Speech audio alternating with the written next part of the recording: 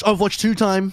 It's finally there. Well, we got a big announcement, and we're going to talk about everything that happened over the last week, guys. TCP 240 special episode, dropping midway through the week. Also had our first week of Overwatch League coming back for mid-season madness, but we'll save that for our proper episode coming up during the week for 241. Today is all about the actual announcement itself, so going to be compartmentalizing our different sort of topics into the two separate episodes. So if you want to hear about what happened in terms of the reveal event, the launch date stuff, the free-to-play, hero announcements, blah, blah, blah, content updates, this is going to be the show for it. I mean, to be honest with you, that 40-minute video that was released, really, really well made. I can't remember if I already said something about it, but man, like that's it overall felt pretty good to me. Well, I mean, we're going to get into the nitty-gritty of like what every single bit of detail in that is going to be over the course of the show, but man, like overall for me, I was pretty impressed, honestly. Yeah, no, I think I left impressed as well. I think the general feeling was that it was a sign of this was the shot in the arm that we've always been like, oh, like, don't worry, guys, like, it's coming, don't worry, we don't know when, we don't know where, but somehow it'll get delivered to us by hell or high water. And yeah, I think it was a nice wind in the sails for the Overwatch community. I think this has been needed for a long time, and yeah, I think we're going in the right direction finally. Yeah. There were some of the stuff. Okay, let me start this way. I think generally speaking, I agree. Like, we were on the right path. I do think in terms of like production quality and whatnot, dude, there was literally some parts of the video had hard distortion. Like in the middle of the... Someone messaged me and went like, yo, they are literally in that recording eating chips. What the fuck is going on? Like, I don't think I noticed that. I can link you to the pick up on it. That's very funny though. I can link you to the timestamp later, but yeah, I think that's about as fair as I can remain. There's some subconscious stuff where I'm just going, okay. Let's see. I'm very skeptical, but I think it's safe to be. I think it's perfectly fine to be after. Skeptical what? Like, you don't think it's good, or you don't think they'll be able to stick to what they said, or you're dragging the unfair commentary out of me, but it feels like I would have liked to see a single dynamic person on screen.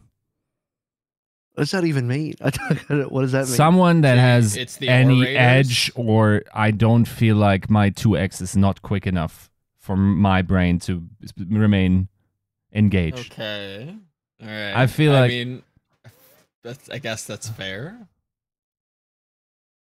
You know, like, it's just like it's like I'm watching people communicate at 0.75 speed.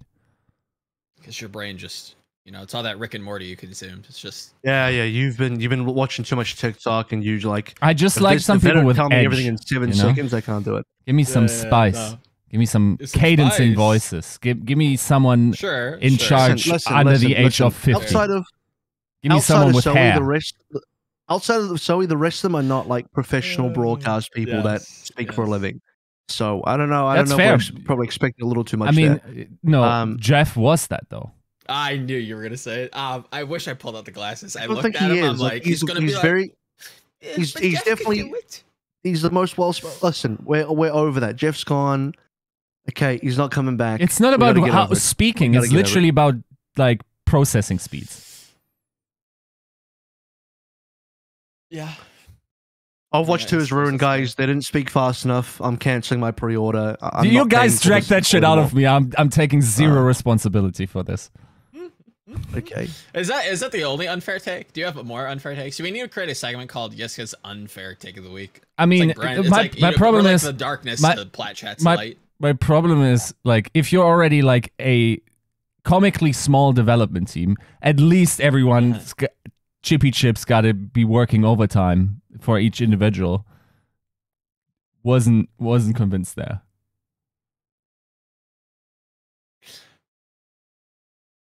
Okay. I mean, is there anything about the tangible information that was provided, regardless of the orator, that you... It's not about the oration. Okay, never mind. It's turning into a dumb takes discussion again. Let's move away from any like criticism of speech and pacing of speech.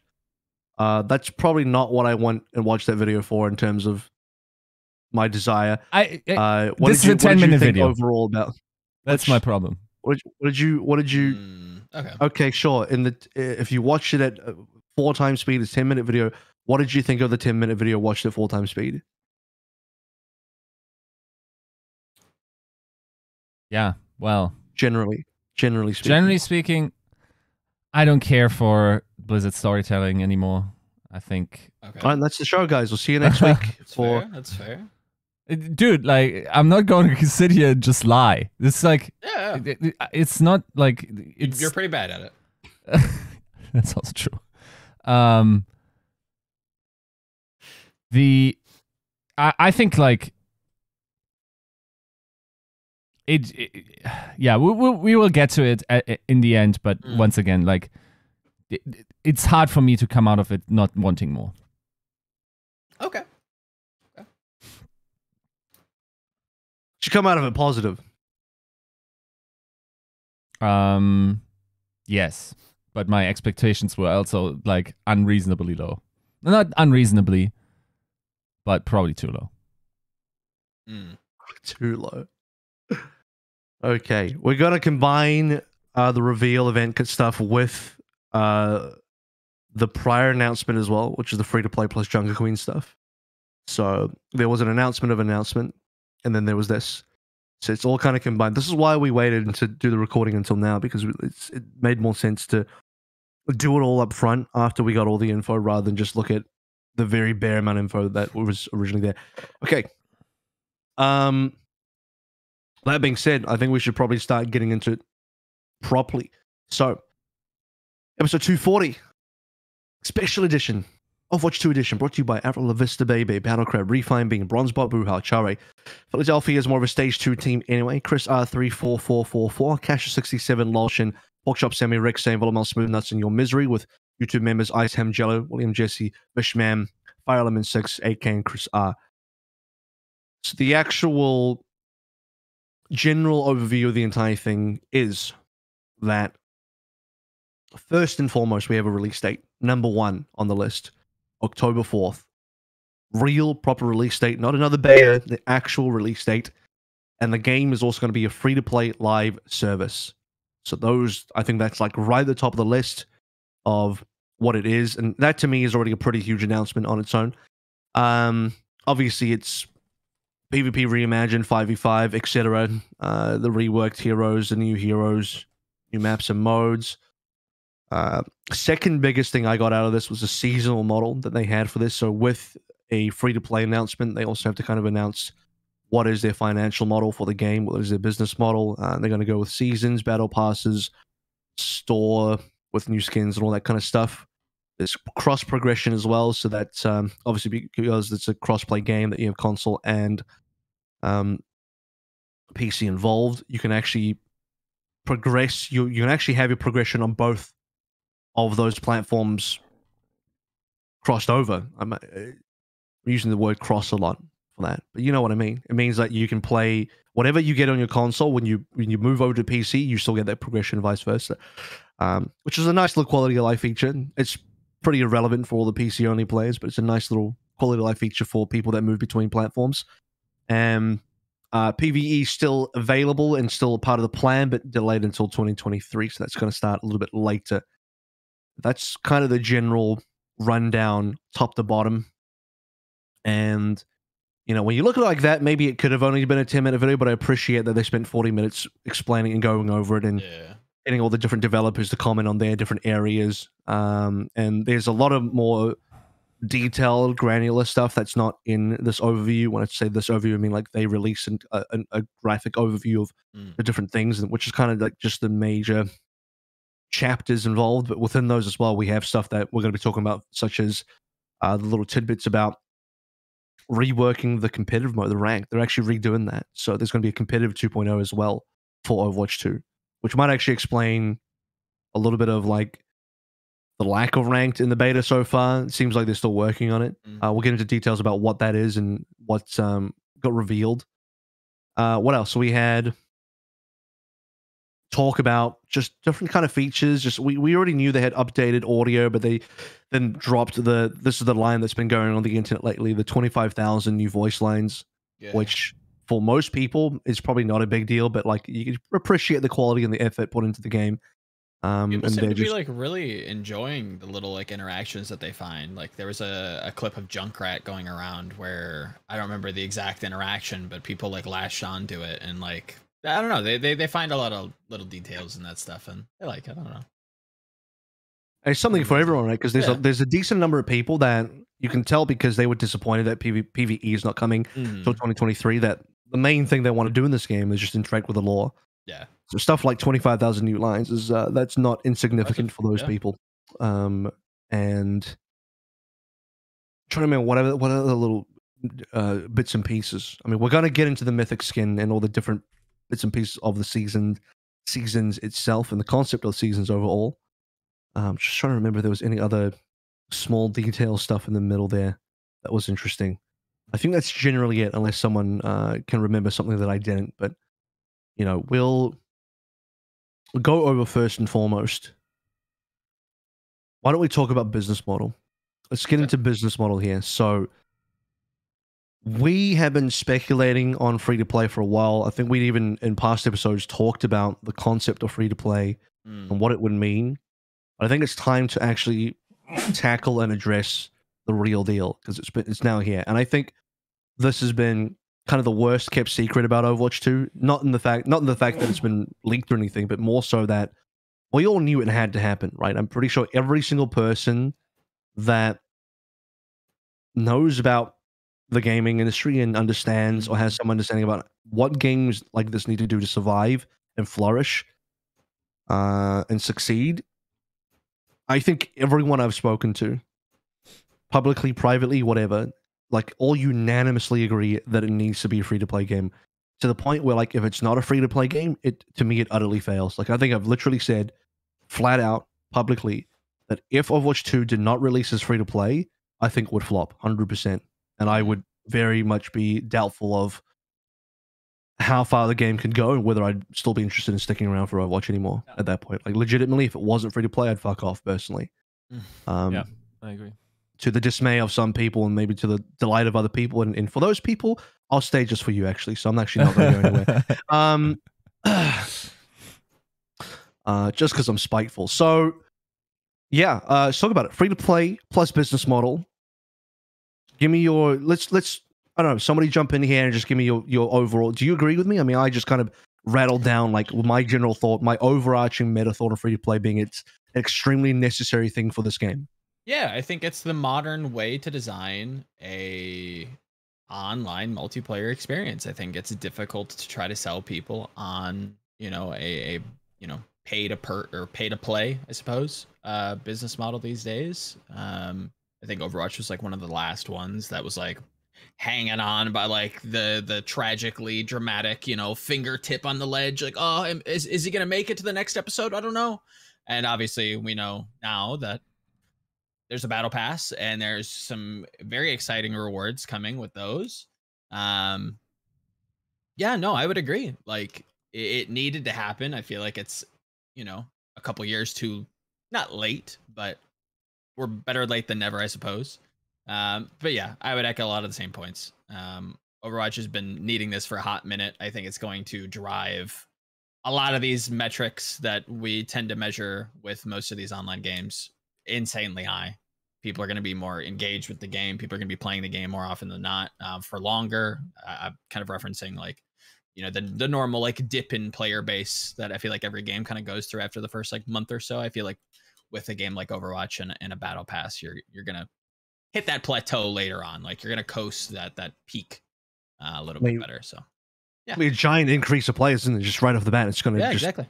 unbelievably increase the amount of players. Mhm. And that would have been true even if it was free to play announced for for Overwatch sure. 1. Like if we didn't have Overwatch 2, it was just Overwatch. Because here's the thing, Overwatch 2, being a new game, marketing, you could call it what it is. Whether you think it's enough or not, that's a different discussion. But the fact that it does exist from a marketing standpoint and has a 2 on it means some number of people are going to come in just to see what that it's about. So check it out. Which means that will increase your player base by some level number. It could be artificial because it would be artificial if there wasn't enough to keep them around. But that combined with free to play means it's going to be huge, because then the people that are curious don't have a barrier to entry. They can just sort of step in and just take a cursory glance to see if it's enough for them.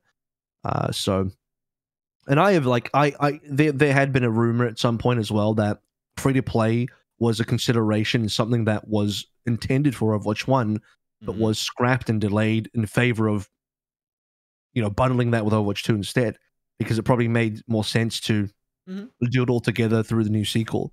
But there was definitely intention to actually bring free to play even to Overwatch 1 had there not been Overwatch 2, is basically what I'm saying. So I mean, this has been something that's been on the radar of Blizzard for Overwatch for a long time. Yiska? Yeah, I mean, it needed to happen. I think I always felt like, especially if the battle pass system and continued monetization was put in place, that's the hallmark of like good incentive structures for developers inside to be made, right? Like if you still generating money with continued development, then it's easier to facilitate further development through additional hires or whatever, right? I think it's also hopefully going to increase the player base and therefore the viewer base a bunch. I think it's like, if you look at the biggest esports, it's just like you need it, right? Like every single big esport is a free-to-play game to some degree. Even CS, yes, like it's not the same experience, but then again, I guess like the cheating thing has to be solved somehow if you don't have account levels and whatnot. Spoil it? What do you mean? Forget audio listeners, video listeners. Forget he said anything about cheating. We'll get to that. Okay. We will. Okay, I have to add that into the notes. We kind of need to talk about that a little bit in terms of the whole free-to-play thing. It's a very minor kind of stuff. Look, they announced that they were going to have more... I don't know. They were going to be strictly monitoring in-game behavior and stuff like that, which covers cheating. But we already saw the thing about like the fact that you need to have a mobile phone. It's almost a non-issue, yeah. You have to have a mobile phone linked to a Battle.net account, which is that's not a hard stop. That's not going to be like a 9-foot tall wall that will stop anybody from getting over. But it does provide enough of a barrier that it will prevent most people from getting in the door of wanting to abuse the fact that it's free to play and they can make multiple accounts. The people that really want to fuck around with it probably still are going to find a way to do it, because like at the end of the day, it's like if you are unbelievably committed to smurfing or trolling or cheating even, you're probably just going to buy another phone or get another number, whatever. You're going to do something. So there'll still need to be more things done in game itself, which would be whatever the anti-cheat is for Blizzard on Overwatch, which, in Valorant it's called Overwatch. In Overwatch, it can just be called Overwatch 2. Overwatching Overwatch. That's going to need to be pretty powerful as well, because when you look at games like Valorant, and this is actually something that CS kind of failed in, because, VAC has been there forever, but VAC has also been pretty slow, and people have had criticisms of VAC, sometimes in its accuracy as well. For sure. Whereas the anti-cheat system in Valorant, Overwatch is for Counter-Strike, Vanguard is for Valorant, because obviously Riot would never acknowledge Blizzard. But yeah, the one I got it wrong. So the one in CSGO is called Overwatch. Anyway, my point is, Vanguard is like kernel level. It's like Riot is so hardcore in their anti-cheat, they've taken it to a completely different level.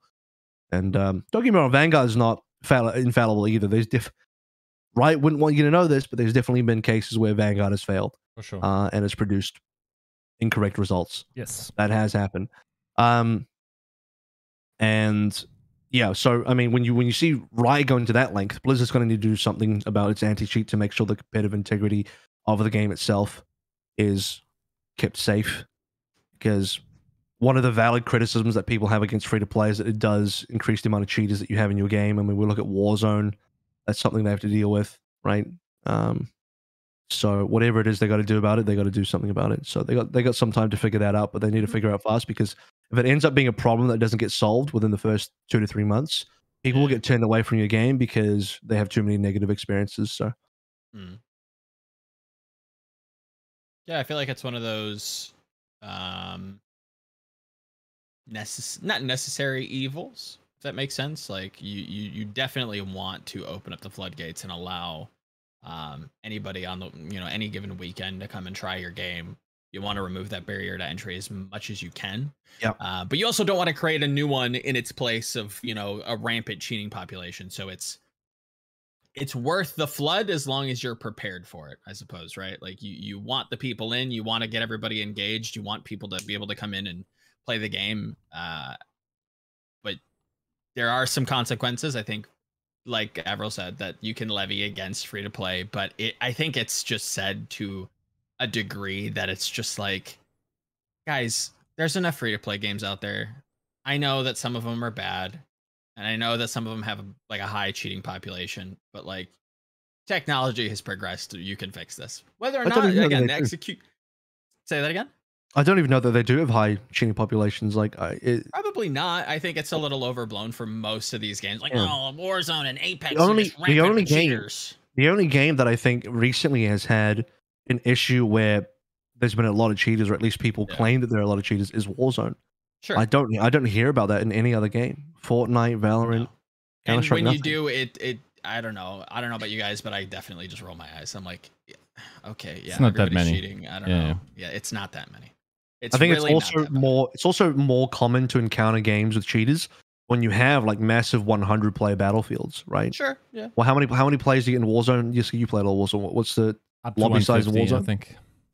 So when you get to up to 150, your chance of seeing one cheater in there, and by the way, it's not even just seeing one cheater, but it's a high likelihood that one cheater succeeds because of the way the game is, right? It's a battle royale. You're going to find that one cheater in that final circle for sure. That makes it seem worse, because otherwise, when you're playing a 5v5 in Counter-Strike or Valorant, how often are you going to find a cheater in your game? And you're versus a game where there's 150 people in it at the same time. That's way different. So I think it's definitely for games like that's the battle royale problem. At least we don't have to deal with that. We're in a 5v5 game. We're not in a battle royale game. Here's the other thing about cheating as well, is that in Overwatch, it can realistically only be put on one role. Like, you have to be DPS, because if you're aimbotting on a tank, that just does nothing. Like, what is that? That's a complete waste of time. So I mean, it's also specifically narrowed down to one role for us, which is slightly nicer. I think, and you've already had cheaters in Overwatch, but it seems like they've been dealt with, and it does cost them money. But I think the same kind of person, I don't know that free to play makes it more. It makes it more viable for cheaters because they don't have to pay money. But I think even if you threw down a box price, they cheat anyway. To me, if you're a cheater, it doesn't matter whether it's free to play or it's a box price copy. If you really want to cheat, nothing will stop you. You're just going to do it, right? That's if you're even going to go into a game like Valorant where it's got very stringent anti-cheat, and you're still going to do it. You don't give a fuck, right? So there's actually nothing you can do. So at the end of the day, complaining about cheaters, you're complaining about a very tiny subset of the population that no matter what the developer tries to do, the cheater will go in there and do it no matter what. They literally will do it no matter what. And the best you can do is catch them quickly and punish them. That's literally all you can do. So it is what it is. I think like the whole like phone authentication, or however you want to word that, acts just like a dissuasion tool. Like, you just try to like get anybody on the fence of like, oh, like my friend tried this cheat and he really liked it, so like I'm gonna try it. You're trying to get those people to like, what if you didn't though? If there's too many hoops to jump through, you just can't be fucked. Yeah, like, we're all lazy. We're all gamers, guys. Let's be honest. Like yeah, I mean, it's the thing is, I'll use like a burglary analogy. Like, the slower it is, a burglar wants to jump in and get entry and exit as fast as possible. They want to break in, steal shit, get out, and the timing windows are very tight.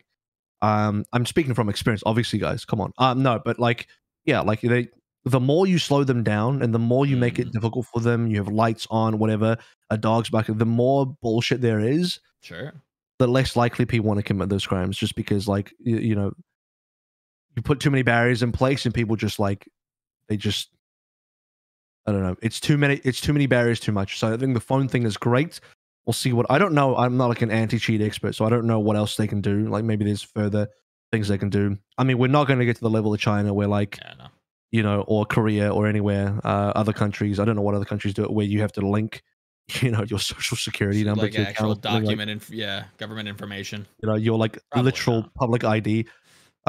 So I mean that's if you really wanted to stop cheating, there you go. That's your solution, guys. Yeah. You have to link your Call social the feds. security numbers to your gaming account, and the FBI can monitor that for you.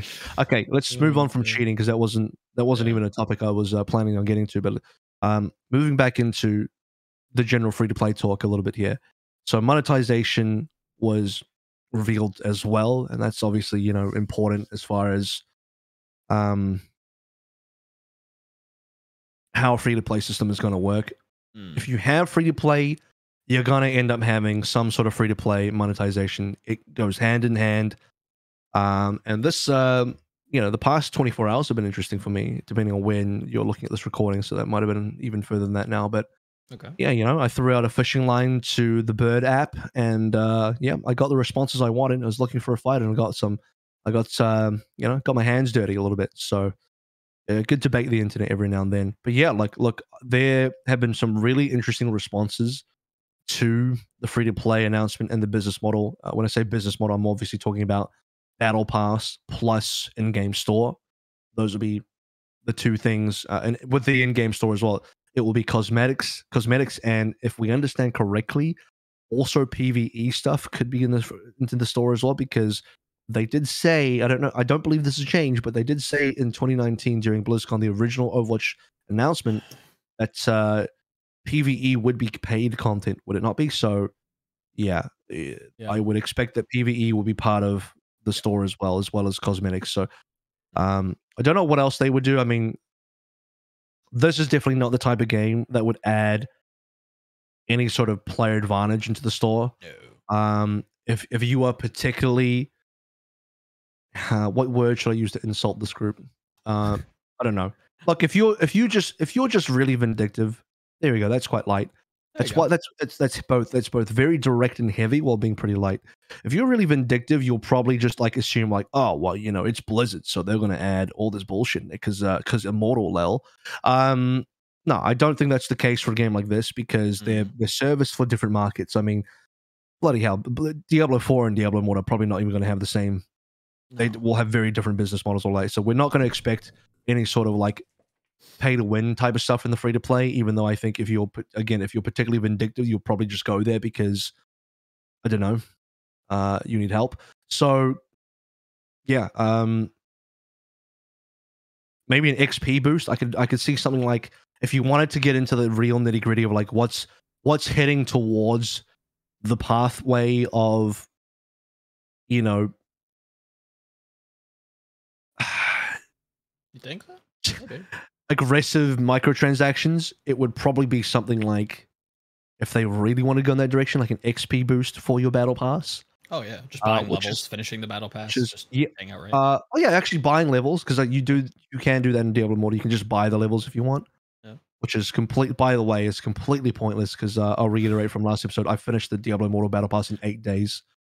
So, but you have to grind for the battle pass, dude. It's a 1-month battle pass that I finished in almost the first week, and I don't think I really grinded. I kind of, but not really.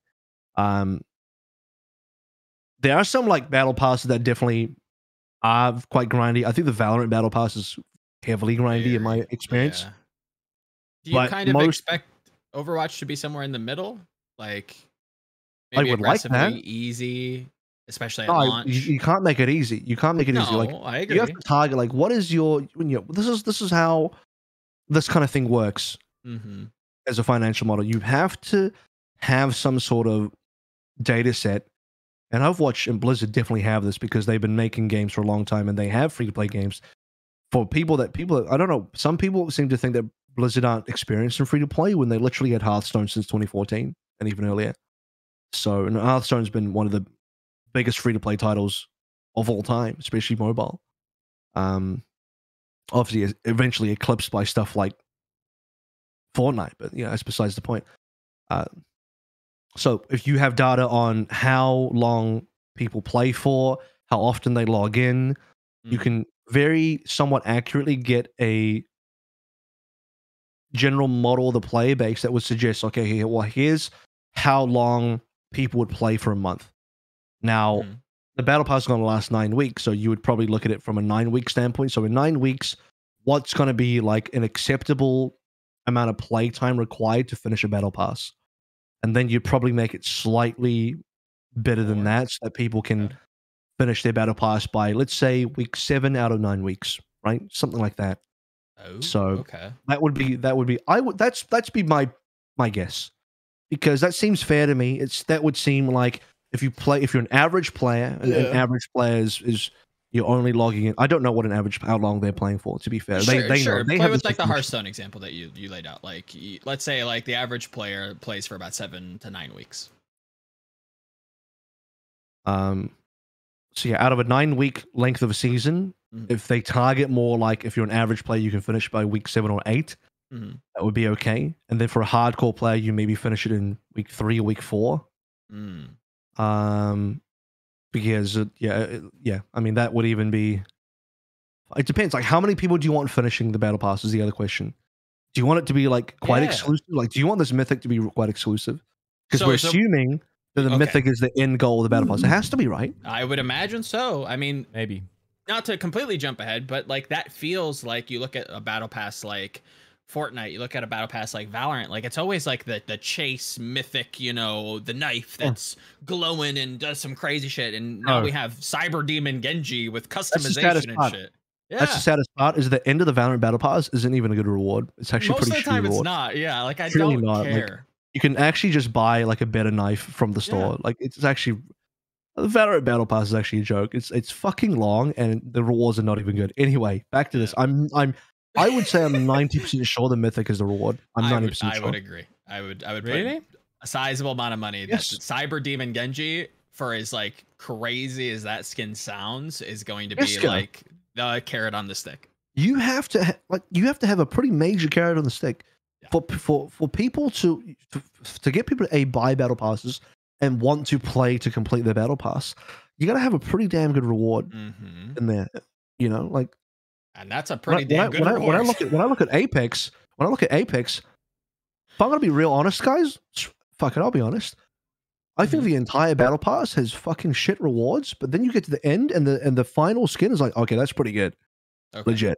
I don't think the quality of Apex skins is that high, except for like the end of battle pass, like boom, or like their expensive skins. Sure. But that's the whole point. You play the battle pass to get that, and. Yeah, I mean, I finished one Apex battle pass. This was when I was casting ALGS for ALGS in Apex South, and that month I finished an Apex battle pass just to get this one gun, and now I haven't played Apex for months. But hey, I got one battle pass like in reward in there. I'm pretty pleased about it. So is what it is. So how do we feel about? Yes, so did you want to weigh in on that discussion as well? Yeah. We kind of went all over the place a little bit, but I mean, I for one don't think the mythic skin will be part of the battle pass. I think that will be okay. I could even see how. I mean, maybe it unlocks through, like, maybe it's its own little progression system. Okay, I'm not mad at that. Wait, a separate progression? What do you mean? As in, like, you buy the skin and then maybe you have to fill up some. Either it's really cool, and depending on how you do in terms of like on fire meter the different states materialize, or like they have something outside progression, like you get X kills with Genji, and then like you progressively upgrade the skins through achieving shit there. Okay, can I It's put also forward a hybrid? yeah, it's also possible that you guys are right, and that the mythic skin actually already unlocks like at like a reasonable level in the battle pass, and then the further along you go, the more unlocks you have on that. You level it up. Yeah. That's the hybrid approach that I was going to come up with, so that you anybody can reasonably unlock the mythic. Yeah. Within, let's just say it's halfway through the battle pass. Yeah. And then the rest of the battle pass is to unlock different customizations for the mythic. Yeah. With the end custom, like the final customization is fucking insane. Yeah, maybe. It's got to be pretty. But Interesting. you also don't want it. The thing about doing that way is the goal of the battle pass is to keep people engaged and coming back and working towards something and wanting to play the game. Yeah. It's part of the motivation for re-queuing into a game over and over and over. Right. So if everyone just gets their mythic early, then I wouldn't be surprised if there's a decent, I don't know, drop off after that. Like if you watch player trends of like hours invested, when they get their mythic, you just see that just tailor off. Yeah. Yeah, you like. That's why usually the end reward, the final reward, is the best one. And it could be like if you had 50 levels in your battle pass, 49 of them are average, and then number 50, boom, is really good. Yeah. So, but it would be cool if we had like a more consumer-friendly battle pass, even though I very publicly say fuck the consumers all the time because, fuck them. But it would be nice, because I am charitable as well. It'd be nice if, there is a bit more of a charitable battle pass, and that the regular content in the battle pass is still pretty reasonable, and you're not just getting crap thrown in your face. Yeah. Where like everything is just fundamentally worse than what you would get in the actual paid store, which is Valorant to a fucking T. Every battle pass skin is not anywhere nearly as good as the skin that you would find in the store. Here's a Glock with a duck on it. It's like, bro, they're literally recolors. For people that are not aware, like the battle pass skins in Valorant are essentially equivalent to like the blue rarity of skins in Overwatch, where it's just a recolor. Yeah, it's like on that level. And if I was to be really charitable, I'd say maybe it's on the purple tier. Maybe purple. Like some of them could be purple tier, but even the purple tier are just like slightly better reskins of the reskins. You know what I'm saying? Like a little bit more interesting colors. They're more interesting reskins. Yeah. But that's what that's like 49 out of 50 battle pass levels in Valorant is just reskins, and the 50th one even still is like it's a knife. Yeah. Which is like which, don't get me wrong, people like knives in Valorant, but like they're not interesting. It's like that, or you pay $30 for a knife. I don't actually know how much it is anymore. It's not cheap though for a knife, and it's actually a way fucking better knife. True. Funny though, that game, knife doesn't even, no one even like, you shouldn't care about the knife because its gameplay implication is zero. At least in Counter-Strike, when you kill somebody with a knife, it's like really celebrated because you get a lot of money. And in Valorant, it's actually detrimental to put out your knife because it gives you nothing. And if you pull out your knife and you fuck it up, you might even lose a round for your team. Like, it's really bad. Do you not get extra money for killing with knife? Oh wow. I'm 90% sure you don't know. I'm 100% you don't, because I fucking cast the game. Not recently, but I do, generally speaking. So yeah, there's like, whenever you see a person pull out a knife, especially in a competitive game, you're just like, what is this person doing? Just fucking shoot them. Like, this is so pointless. It's usually a BM thing. If you're trying to BM somebody, you pull out the knife. Whereas in Counter-Strike, you actually get something for a knife kill. Anyway, it's not a Valorant discussion. But comparing the different battle pass and business models, I think it's pretty interesting though. There had been some online discussion about people. I think most people that understand, again, people that really know gaming and people that like understand the gaming industry and understand like what it takes to elevate your game from a 7 million monthly active user base for Overwatch, which, to be fair, for a game that doesn't have any updates and is 6 years old, that's not bad. I looked it up recently. That's like, we used to have 10 million, I think a year or two before, and now we're on 7 million, so we have dropped by 3 mil.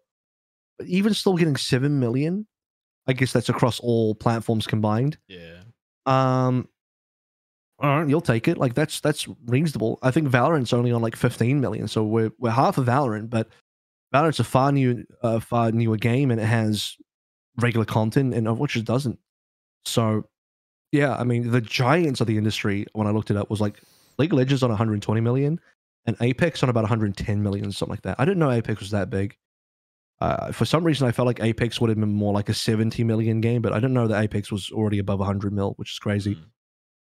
Which maybe explains why there are so many people watching it on Twitch. Which also, by the way, means that they need to do something about their esports, because a game of that size should have a far bigger esport. That's not an Apex broadcast, though. Not an Apex podcast discussion. But yeah, to get to like even halfway there, let's just be generous a little bit here. If Overwatch was to reach 50 or 60 million monthly active users, half a League of Legends, but also 4 times as big as Valorant, it has to have a free to play. It must have a free to play. It must have a free to play with an engaging system like a battle pass, which is, by the way, optional. Everyone thinks the kind of comments I read online, it's like people think they're forced to buy the battle pass, which I find is to be the strangest position to have. It's like, you do understand it's A, optional, and B, you get a free track on the battle pass to get rewards anyway, just free rewards, not the premium ones. So you're still getting shit. Playing the game. But you need something engaging like a battle pass so that people feel like they're always getting something for playing. Yeah. And yeah, it has to be free to play to get anywhere near the giants of the industry. And I think Overwatch as a franchise and an IP can do it, because we had one of the biggest games ever in 2016. We had one of the biggest games in the world. We can get back there again, and I think that needs to be the goal. So, some people need to look at the broader picture here. You need to look at the bigger picture here, and that the game improves, and that there's better content, more impetus for Blizzard to be able to hire devs and fund development of the game, increase the size of development by having a more financially successful game. Correct. That's all it is at the end of the day. Yeah, it can't just be, multi-billion-dollar company, by the way, memes forever, right? Like, you actually have to make money at some point, guys. And this is a way to not necessarily make more money, but to also keep, all of these very important metrics up and high. Like AVRL said, it keeps people engaged. It keeps people wanting to play. It keeps people, coming back to the game. It's friends coming back together to work on the battle pass together or grind ranked, whatever it is. It adds something to the calendar of other games that are out there, these other AAA free-to-play games that, you can now hopefully, and I do mean hopefully, chalk Overwatch 2 up there with, right? Like, you can look at Valorant and be like, maybe it's not the game for me, but I'm really not trying to like spend more money on a game right now. Let me try some other, let's see what else is out there in the market. And Overwatch 2 can be one of those games now, right? Yeah, it's important that it's free to play. It's important that this battle pass has a lot of like good things in some of the free to play tracks, and that mythic skin is. I think some people approach this from a very selfish point of view, like, well, what does that do for me? Because I lose all my free loot boxes now. Sure. Overwatch 1 had the most consumer friendly monetization, which sounds batshit. Unfortunately, it ends up being somewhat true, so I have to give it to you. But it sounds batshit because it was fucking loot boxes, guys. Actual loot. You would define it as gacha. You would literally define it as gacha. But because the game keeps handing out free shit to you over a long period of time, you eventually get enough loot boxes for free that you don't have to buy anything. So that is what it is. And when you look at that, it's actually too generous. And people will accuse me as like, oh, why are you defending the billion-dollar company? I'm like, what I'm defending is the opportunity for the game to reach the size and popularity that it always deserved to be, that it actually used to be in 2016, but now can stay there by being able to fund regular new content updates. Because there's a subset of people that legitimately think that the Overwatch 1 model was sustainable enough to fund a live service game when it factually is not. Because nobody is buying Overwatch 1 copies when they already have one. You're not buying the game anymore. And who's buying loot boxes? Because the game shits out loot boxes for free. Who's buying them anymore? So no one. And somebody linked me the article. It's like, yeah, but they made $1 billion. Yeah, in 2017. Read the article. It says, May 2017, they made $1 billion on loot boxes. What's the number now, guys? What is the number now? Show me. I bet you it's not even half that. Way fucking, maybe you'd be lucky if it was a quarter of that, a tenth of that. People aren't fucking buying anymore because the player base has dropped way heavily since then. Sure. And the people that have stuck around are veterans of the game who have everything they want. So who the fuck is buying loot boxes? Nobody. Yeah. So Or you cannot tell me, that it was sustainable. It is not. No. And if the game isn't making money, Blizzard are not going to be able to fund content and develop content for the game because the game is not self-sufficient.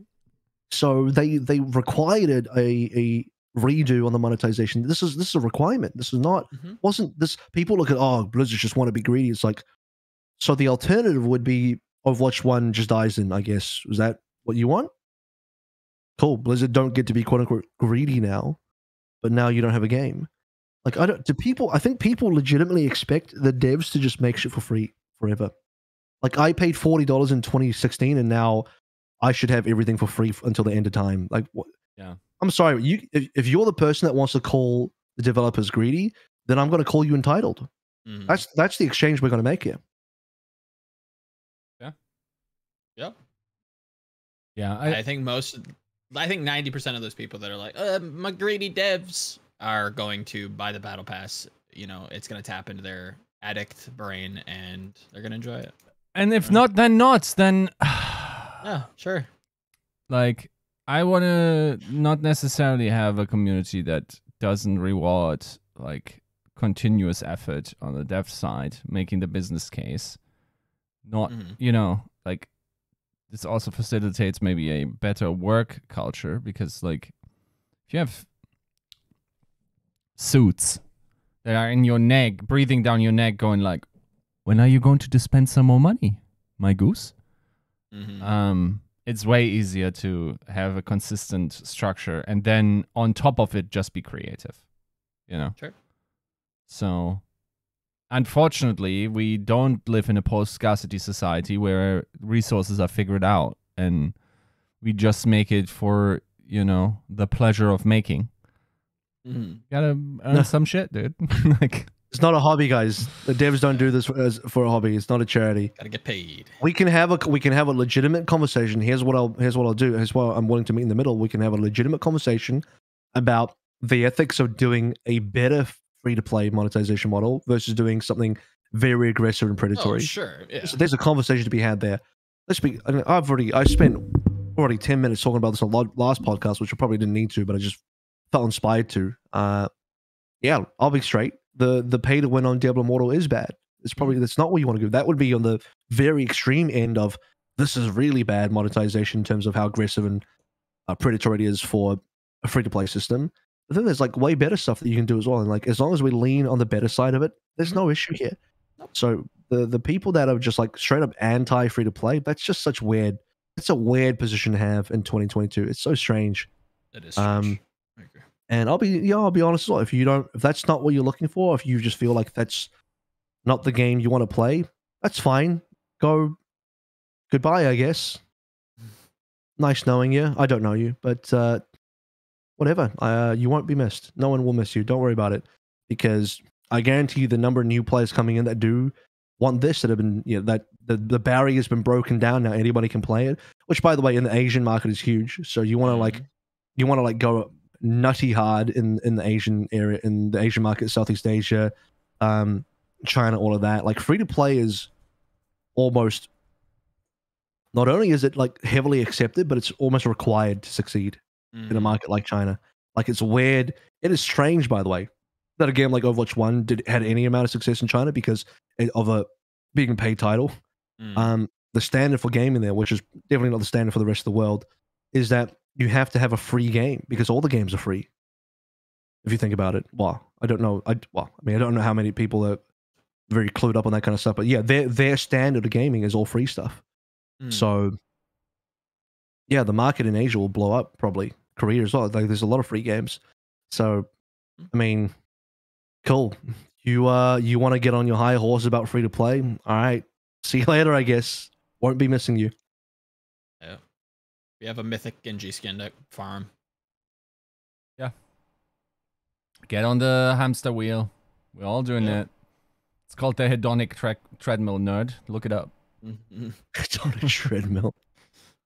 You also just don't have to be part of it. Like there will be plenty of stuff. When I play free to play games, Yeah. I never really buy into too many things. I bought one Valorant Battle Pass, realized it wasn't for me, and never bought another one. Yep. To date, I've bought maybe one gun skin in Valorant total. I've spent no money in Apex. And depending on how the Overwatch 2 stuff looks like, I'll probably only buy the Battle Pass and not spend money elsewhere. Or if I feel like spending money elsewhere, I might do that. But like, I'm a responsible enough spender that this is not a problem for me. Yeah. Like, I'm not. I don't know who. When people like, oh man, free to play so predatory. I'm like, who are they talking about? It's not talking about me. I've never been. I'm personally responsible enough that I don't just like, holy shit, buy everything. Like that's just never been me. I feel like that can't be the average person, because if it was, everybody in the entire world would be wearing Balenciaga because no one can fucking control themselves, right? But clearly they don't. Luxury brands are still luxury because very few people have them. If people were there, if the general population was really that bad about their money, everyone would be fucking rocking Louis Vuitton and Gucci unnecessarily. But they don't. True. So who the fuck is so incapable in controlling their financial situation that they just like, I'm gonna get preyed upon? Like who is that? I don't know who that is. Is there, I think one of the big topics, or not one of the big topics, but one of the words that I keep getting hung up on is predatory. Is there a discussion for like price point for the battle pass for you guys? Like, is there like an ideal number that you feel like it should be? As in price, or price point for the battle pass. Like, what would you be willing to spend on a battle complicated pass? Question. Sure, of course. Because you have to tackle 2 points. One is, what is the price point to value that you're getting in terms of like how high quality is the battle pass in terms of all the rewards in it? That could change the price, but I think the high priority is more like an entry level. Like, what is a general bar of entry in terms of a barrier to get people in, and then you actually work backwards from that price, and you build out your battle pass and its rewards based on that. So to me, it'd be probably about 15 US. That's what I would guess. Yeah, I would say 13 euros is right around like 12.99 is I think what most sell here. I will say it also depends, because for instance the Warzone Battle Pass, if you play through it, it gives you enough currency for the next Battle Pass to buy that. Ah, okay. So you theoretically, if you'd always finish your Battle Pass, you never have to buy the next Battle Pass. Right. That's kind of an interesting. I didn't know that about Warzone, and I don't think Fortnite or Apex does that. Apex does that as well. Okay. That's interesting. I'm not mad at that. You want to know one battle pass that doesn't do that? Valorant. Yep. That's the only other game I was like, who has a battle pass these days? Yeah, it's, I don't know. I feel like that's like a good way to incentivize people, knowing that like I can just keep my content grind forever. I only have to spend it once if I just keep working at it, right? Like, I think that's interesting. Is it the case that most people don't treat skins as optional? I think am I too reasonable in that I treat cosmetics as optional? No, I think most people treat the cosmetics as optional. Because the reason why I come towards the conclusion that some people, let's just not say most anymore, let's just say some people don't treat cosmetics as optional, is because, like, first of all, I made a statement, I was like, no one should want all the cosmetics, and someone was like, but I do. And I'm like, I guess you do then. Like, I don't know, I guess you just do.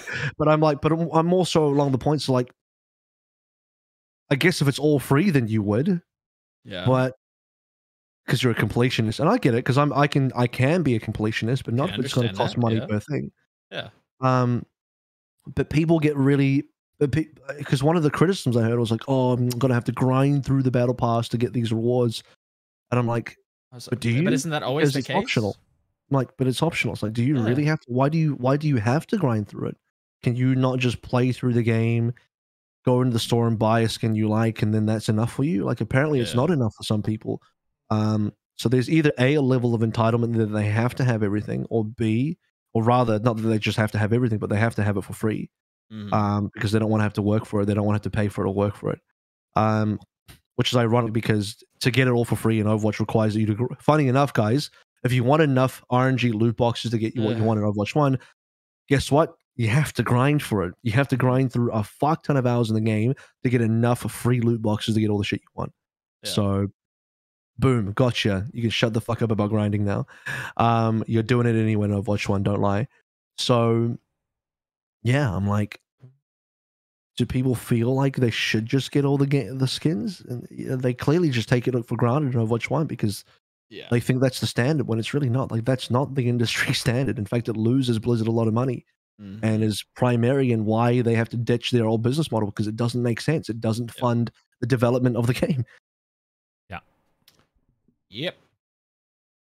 As long as it's not a bunch of gun charms, even though I am constantly impressed at how many people love gun charms and like, it will be gun pictures. charms. I understand it. There will be, but like the volume of them, I do wonder if that will be attractive. If there's a lot or of stickers them, or like people want those. Like I feel like most of the battle pass should be like purple skins with some like little things in between. Is that fair to say? Yeah. I would even like things like animated sprays, more animated sprays. Yeah, fuck it. Why not? I'm cool with that. Just stuff like that. I mean, there's so many different ways you can monetize. That's the beauty of it. Is like you can put so much like creativity into this. I don't care about charms though. I didn't even use any in Valorant. I got charms and I actually maybe if I had the right buddy, but I just don't care about the rest. Yeah.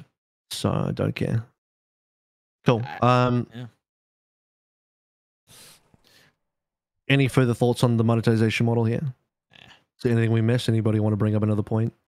Nope. About free to play? I think that's a good enough one where I have some confidence that incentive structures have been aligned so we can get some good shit. Do we all agree that Battle Pass and well, let's not get there yet. Do we all agree that free to play is 100% the best possible position? Yes. I think we all do, right? And I guess if you agree that free to play is the best possible is the best direction to go, then you kind of have to agree by association that Battle Pass in some form is probably the best way to go as well because it's been proven to be the most successful, one of the most successful ways to have player retention, and it's just a good financial model for the game too. Like I guess we have to kind of agree on that, depending on how aggressive the Battle Pass is. But then again, I don't know. The defense I always come back to, and I hate to go there because it feels like it shouldn't. Feels like I shouldn't be using this, but I end up using this as I end up using this as ammunition. Is that like Valorant legitimately has, and this is not just me like hating. I'm just being factual here. I'm not like hating on them too hard because hate the what is it? Hate the play, not the game, or some shit like that. Consumers, you did this to yourselves. So I don't blame Riot. I blame the consumers on this one. Valorant factually has one of probably the most aggressive free-to-play monetization models that exist. That's not just pay to win. That's like not pay to win, because if we get into pay to win, then we can start talking about Immortal again. But in a non-pay to win environment, the Battle Pass is fucking hard to complete, very grindy. The rewards are shit, and you cannot earn the Battle Pass again once you finish it. By the way, you have to rebuy it every season, and the store itself is expensive AF. You are paying not random as well. Like we're gonna get to that. It does, it is random because the store is random because I can't remember. Can you actually? I need to build the fucking game. There's a night market. Yeah. That is random, and so specifically, when you go through the store, there is like a bundle purchase, and then there's a bunch of guns below, weapons below the bundle that is like these timed offers, and I believe these timed offers, they're not even like on sale, they're just like what is available. Yes. Which means they're not only creating FOMO in the I must complete Battle Pass kind of thing, even though again ironically the Battle Pass is shitty for weapons, but there's major FOMO in the actual purchase of the items as well, because if there is a gun skin you really want, you can't actually just go into the store and buy it. You have to wait for it to come on rotation for you to buy it. Yep. So when something finally comes on rotation, you see it, you are incentivized to instantly purchase up due to FOMO. So when I say it really... you have to buy the bundle, right? Am I... You have to buy the bundle, but the bundle is also timed, and you have to buy the bundle when it exists. Right. Okay. The bundles generally don't... I think there's only been a very few times the bundles have come back. I think, the Prime bundle came back maybe one time. And yeah, it must have, because I bought the Prime Vandal and I think I waited for it to come. I don't know. I can't remember now. So yes, the Valorant store is genuinely one of the. Can I use the word worst? I think that sounds pretty aggressive on my part. Yeah. And I'm definitely placing prejudice here when I say that, but yeah, it is one of the least consumer friendly free to play monetization models you can get, because everything is FOMO, everything is expensive as fuck. The bundle, by the way, costs you the price of a AAA game. Yep. Legitimately, you are dropping the price of a AAA game for just like 5 skins. Like some of them on guns you'll never use as well. Like there's some like judge gun, like some of them are on the shotguns that you'll never fucking use. Shorty, you'll never fucking use, realistically speaking. Marshall, probably never going to use that either. And you'll get 1 or 2 good skins in there on one of the primary rifles, and maybe on the operator, or and obviously the knife as well, and maybe on a pistol that you might use. Sure. So yeah, it's bad. And the reason I end up talking about Valorant is because I have to end up defending them a little bit. So here I am slandering them, and now I'm going to go defend them. And the part that I'm going to defend is that even though it's this bad, it still works. Legitimately, when I first saw the Valorant skins, bundles, and pricings in their model, I was like, holy shit, no one's going to pay for this. This is ridiculous. Who the fuck is going to buy this? And then everyone bought it. Everybody buys it. And I knew of people that were not well off. These are not rich people. These are like almost paycheck to paycheck kind of people that were buying every single bundle, which means they're dropping AAA money, the money that you would spend on a AAA game release, every single bundle release. And there's multiple bundle releases per season. They were these kleptomaniacs that just wanted every single skin. So I guess some people do just want every single skin, but and they will pay for it, and it costs you a fuck ton of money. Yeah. So I guess what it ends up coming back to is like, yeah, fuck the consumer, because you chose this. You could have said no to this, and you could have just not. You could have voted with your wallet and not purchased this, but you funded it, so now you can sleep in the fucking bed you made. But yeah, if this works for Riot, and Riot has more than doubled our player base, super popular game on Twitch, generally speaking, a pretty damn popular game. The esports more popular than ours. Their game is flat out just doing better than ours. 100%. That's a factual statement you got to make. And yet their monetization model is one of the fucking most aggressive and predatory ones for an actual free-to-play game that's not pay to win. And that still works? Come on. Like, if ours is even like 50% better than that, you know, we're fucking winning out here. Like, you can just slow down with the criticisms a little bit here. You might think like, oh, it's predatory. Bro, it works. I get what you say. It works. It fucking works. And if you want it to stop working, stop fucking paying for it.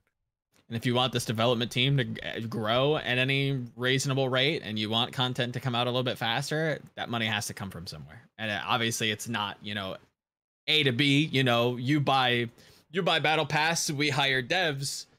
But like Yiska said, I think, you know, if the goose isn't pooping money, you can't buy more geese, right? Like, there has to be a give and a take there. So, and I'm not even saying we should become like Valorant in terms of their store. I hope we don't. I genuinely hope we do not. I hope our store is far more charitable. And one reason it will be more charitable is because I'm 99% sure Overwatch 2 doesn't charge for new heroes. You're going to get new heroes for free.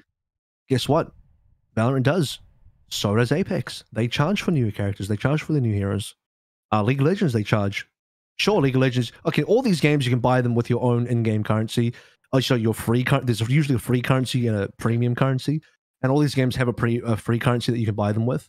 I remember Apex, it was grindy as shit. I remember I only unlocked 1 new character on free currency my entire time playing Apex over like the course of a month or 2. And Valorant, I unlocked a few, but I played a lot more Valorant. I actually did put a lot more time into that. But Overwatch is not going to charge you for it. So already it's like more charitable just on that alone. So as long as the skin prices and just the prices aren't like egregious, it's fine. But my overall point is, even if it is egregious, and I don't want it to be, but even if it is egregious, Valorant has shown that your game can be popular as fuck. And people will still buy it. People will still fucking pay for that shit, even if it's bad.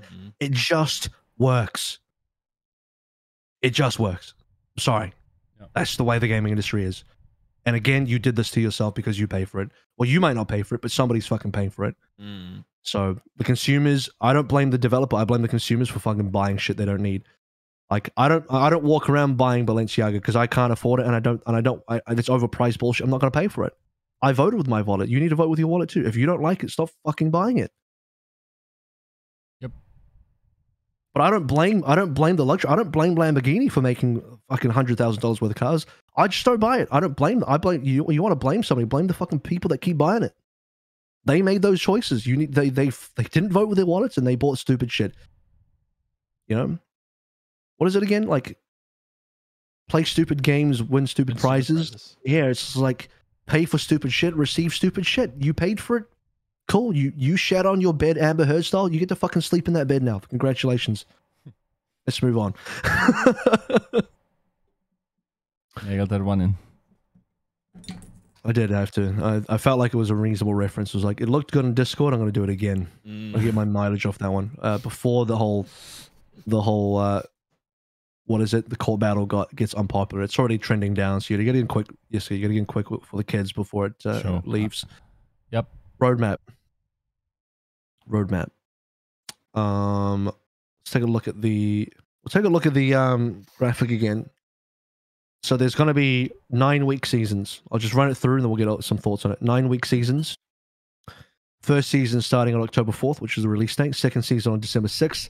And then 9 weeks later, another season. Now, they did also say, by the way, that it's not necessarily going to be exactly like 9 weeks to the day, because if the 9 weeks, for example, falls over a holiday like Christmas, it might be delayed a little bit.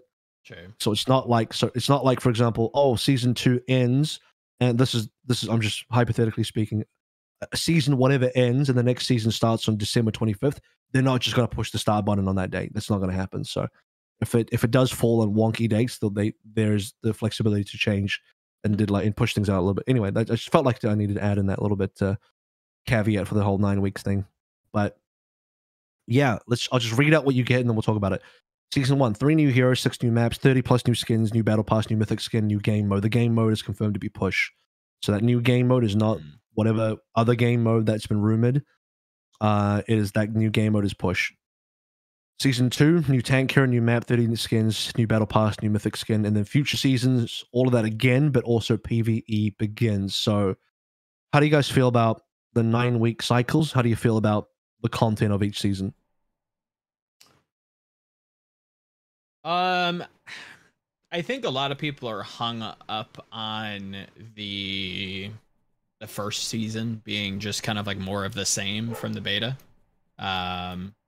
Which I think, I don't know. I think it's fair to just be like, yeah, I don't know. I'm looking at season 2.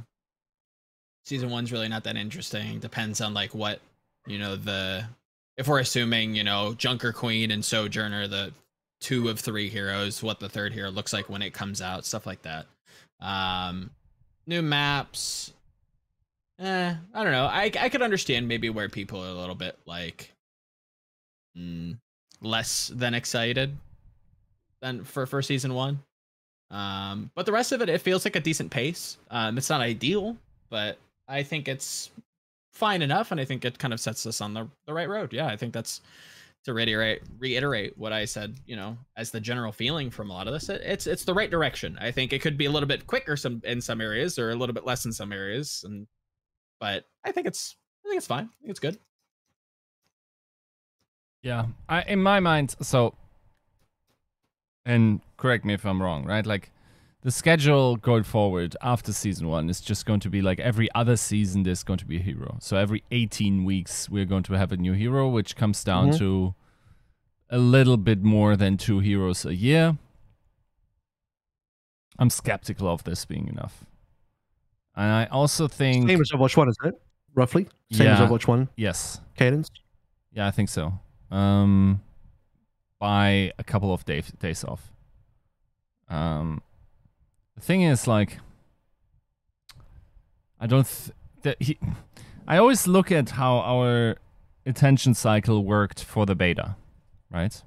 Mm-hmm. Where we exploded, we want everyone to have the keys, and then we looked at the game, and we had like we even had 1 new hero and then 2 reworks, and we had a new game mode, and still in 3 weeks everyone finished the game We had all-time low viewerships.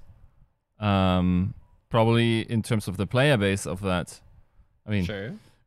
it's a beta, you know, like you can't really determine as much. Yes, like ranked not being there is definitely a big factor in that equation, which makes it so all the stakes of playing, especially the competitive experience, are just gone. So that's a fair counter assessment. It will elongate the attention cycle, and I also think it's not bad to actually ebb off towards the end, because you need peaks and valleys in your attention.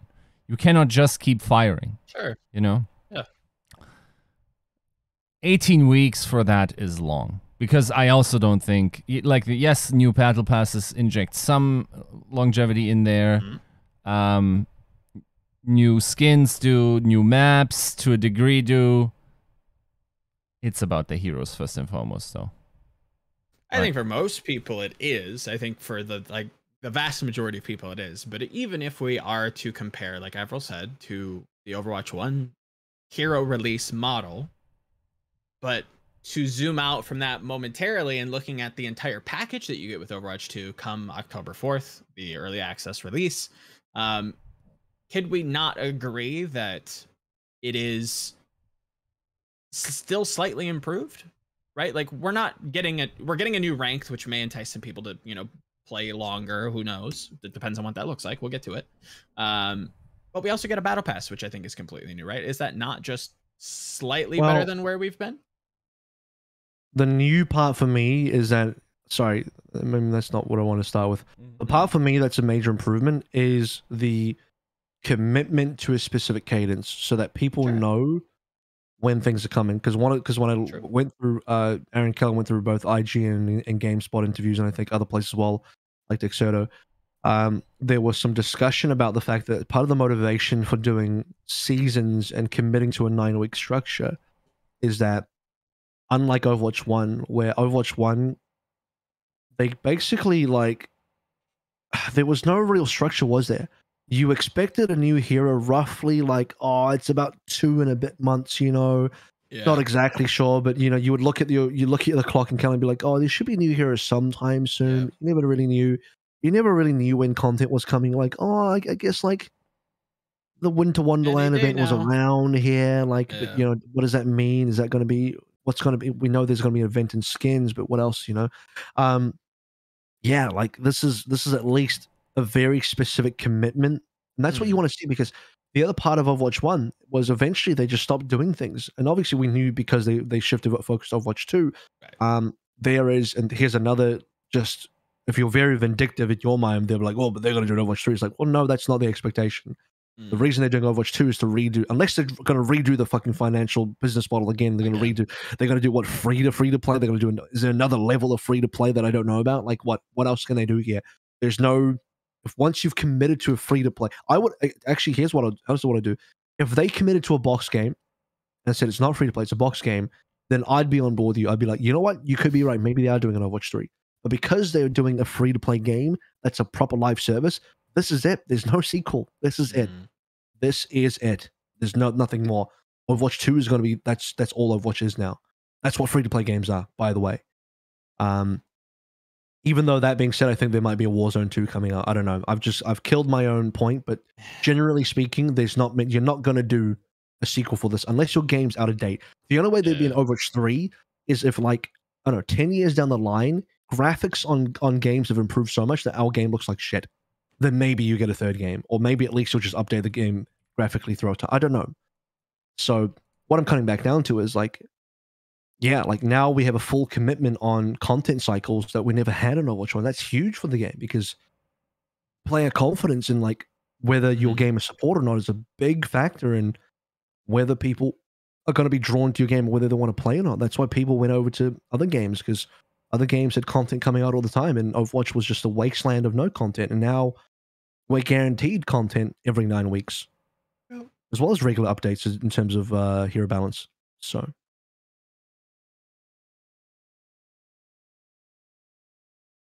yeah.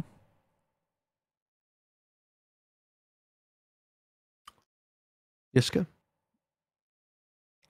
Is that enough? Yeah, I think I said my piece in terms of like the content schedule. I do believe here's the thing, right?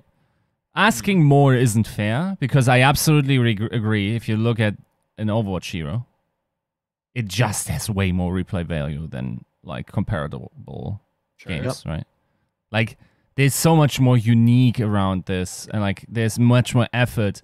Also, like you got to think they're creating stories that likely will eventually they will try to finagle into a Netflix deal or something like that. So you got to have some depth there that Apex probably can just disregard, right?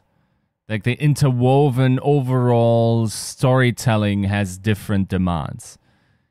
Yep.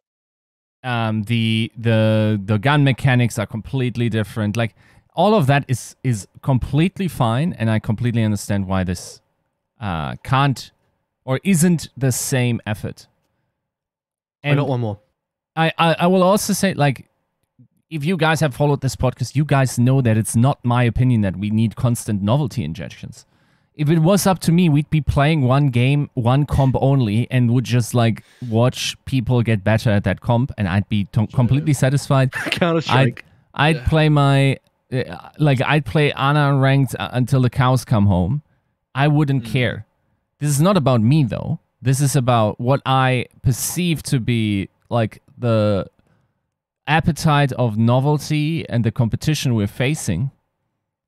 And I have my doubts that we're fast enough. Now, not only the ranked aspect, but also like once momentum is built up, and there being like some residual goodwill of people just coming back eventually, I think it's fair to say that it won't ebb off as hard or drop off as hard of a cliff as beta did after 3 weeks.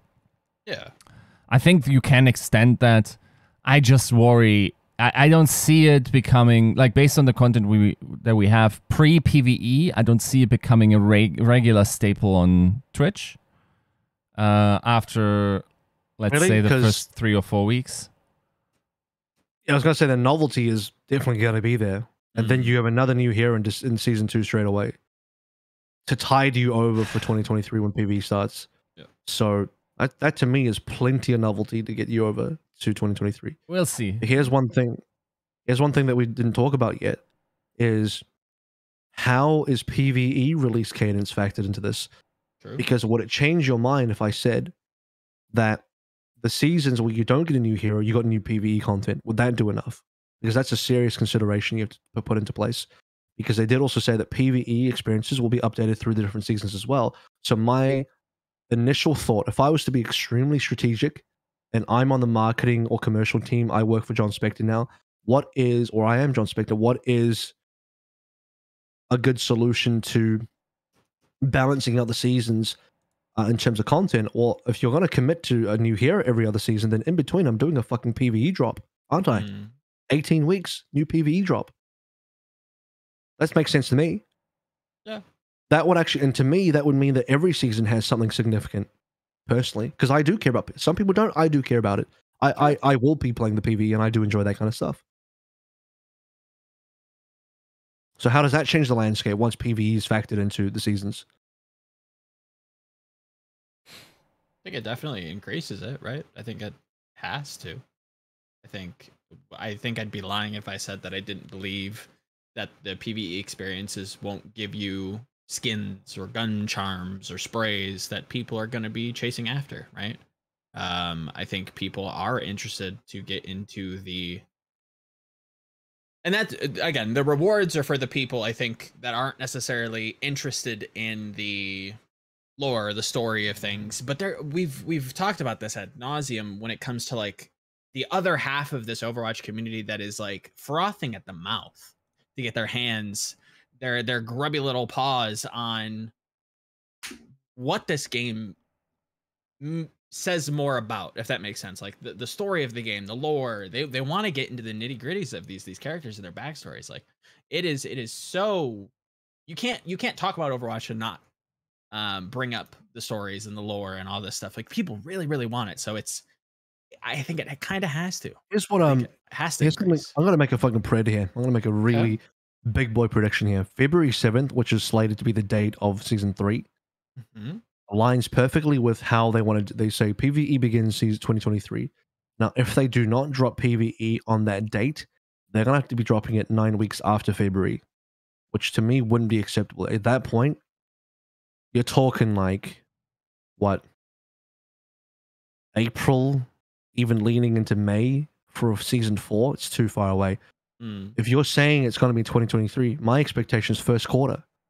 And the timing perfectly lines up that you get one new hero in season 2. Season 3 will skip a hero. Season 4 will get a hero. So what are you getting in season 3 on February the 7th? PvE content. Your first taste, yeah. Yep. Could be. That's my big boy prediction that you're going to see PvE on February the 7th. Yeah, not impossible. Certainly not I'm impossible. mad at that. Even though I think it will be later, but now that they sort of said that they are Really? also How much later? Yeah, what the fuck? You're already 2 months into the next year. How much later are we talking? Like, they talked about how they now will be splitting it up. Like, you're not getting all the campaigns or fat volume. Yeah. So yeah, an earlier release is possible. But yeah, doesn't that just add to my point? Doesn't that just build on my point further that yes, you're going to get every other week, every other season? Yeah, I agree.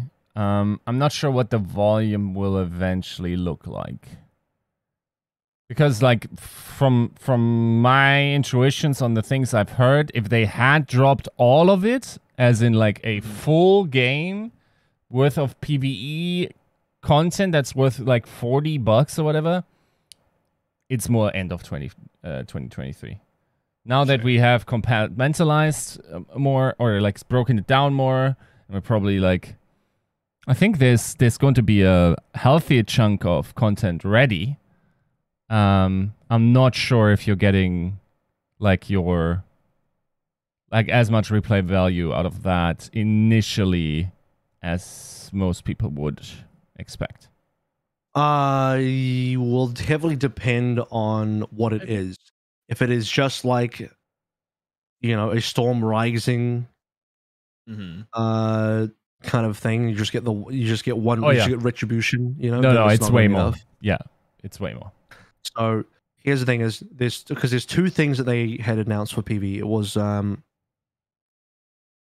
was the campaign missions, and then it was the replayable hero missions. Yeah. Where you just go to random maps like Ilios and even Paris and shit, and you just played missions, right?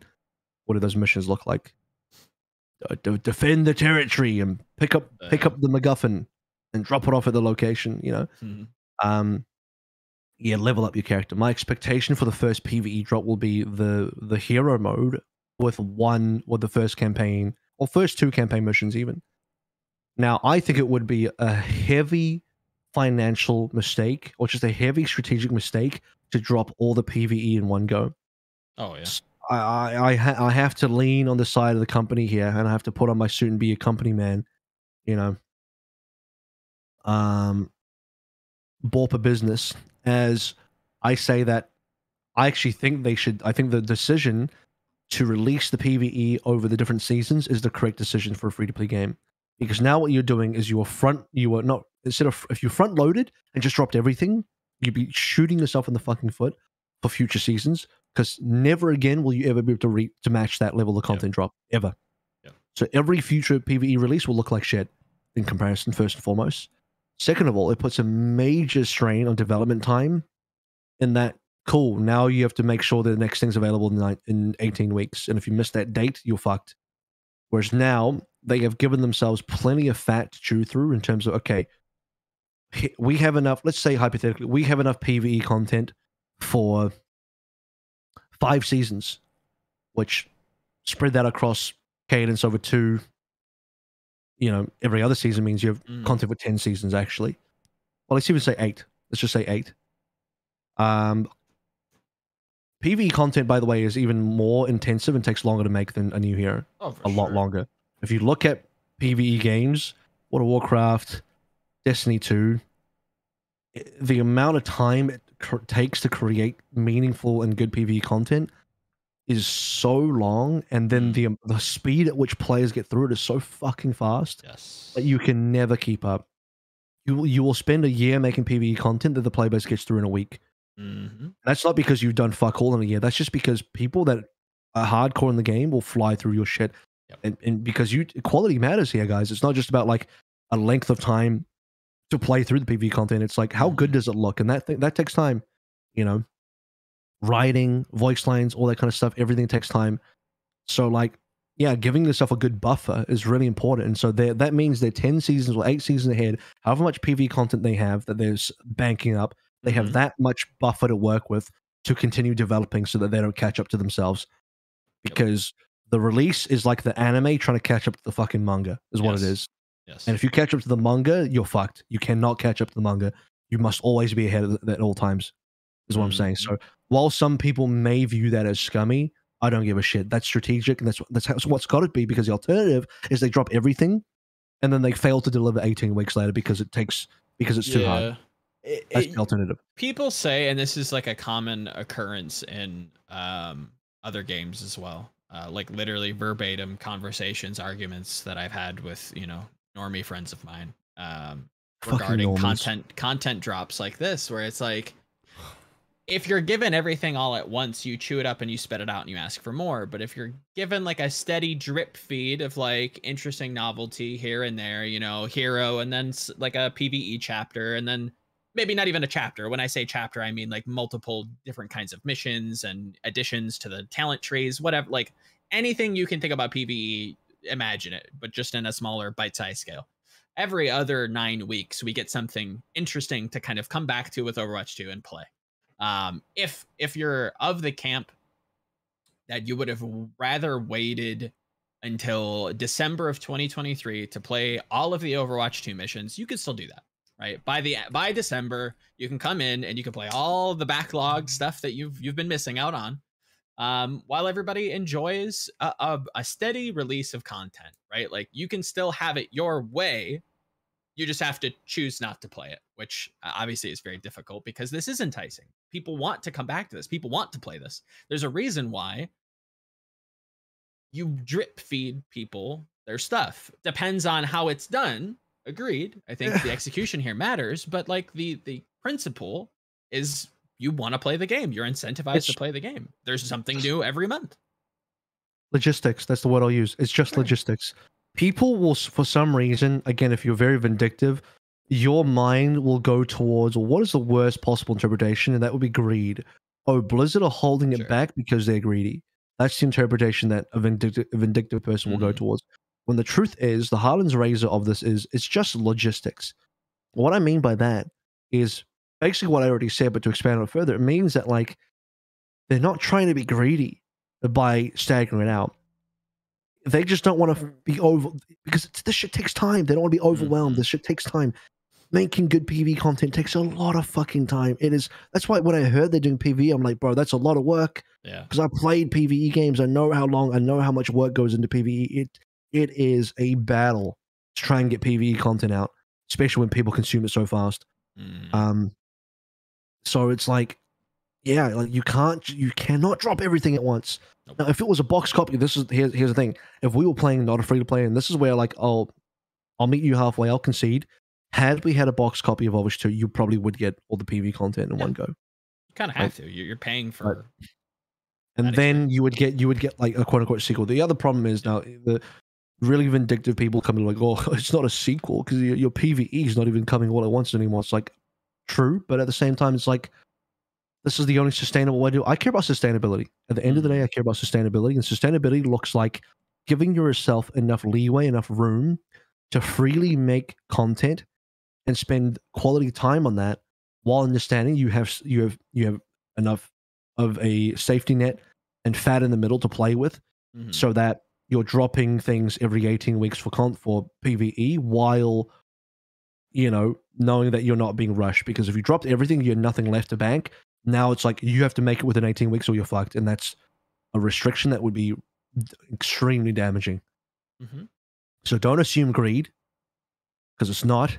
It's just logistics, because it takes a long ass time to make good PvE content.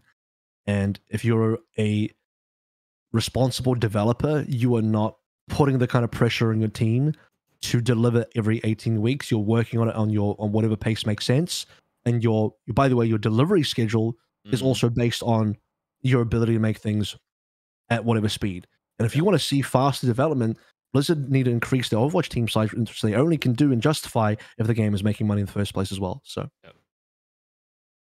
Yep, all you weebs out there, just get ready. You know, we're going to have, you know, Attack on Titan Sundays just with Overwatch. And it's going to be a little bit longer, right? We all come together. We all come together on the big release days when the movies come out, when the anime gets released. It's drip fed to you, episodes. You know, those studios are holding on to multiple seasons, working on the third season while they're dripping you the first season. It works. The biggest, you know, media machines in the world do this. I understand that, like, gaming is a weird sector because it's tied to making money, and you know, you can draw nefarious terms from that, like you've been saying, Avril. But this isn't new. This is something that we all consume, we all participate in daily life. And if you don't, either you're a liar or you are the 1%. Congratulations, you are the anomaly in the world. But this isn't new, and everybody loves it. Everybody enjoys coming in and having something to do come December 6th. Like, I know what I'm going to be doing. I'm going to be trying out this new tank hero. You know, February 7th, whenever 9 weeks is. I'm not going to do math on the podcast. You know, I'm going to have something else to do, right? Like, I can set those dates. It's streamlined for me. And if there's something else that catches my attention in the meantime, fine. But I know that I can come back to Overwatch too. I just think it's a little dishonest to always assume evil intent. Like, that's just a weird position to have. Like, if you're always assuming evil intent, like, what are you doing in life? Like, what is your? I'm sorry, I feel bad for you because you're terminally upset. Yeah. What's your outlook on life if you're always assuming evil intent at all times? It's like, it's rough, dude. You gotta look after yourself, please. Be nice to people. You're just shooting at me, right? I'm listening to your advice. It's not hitting.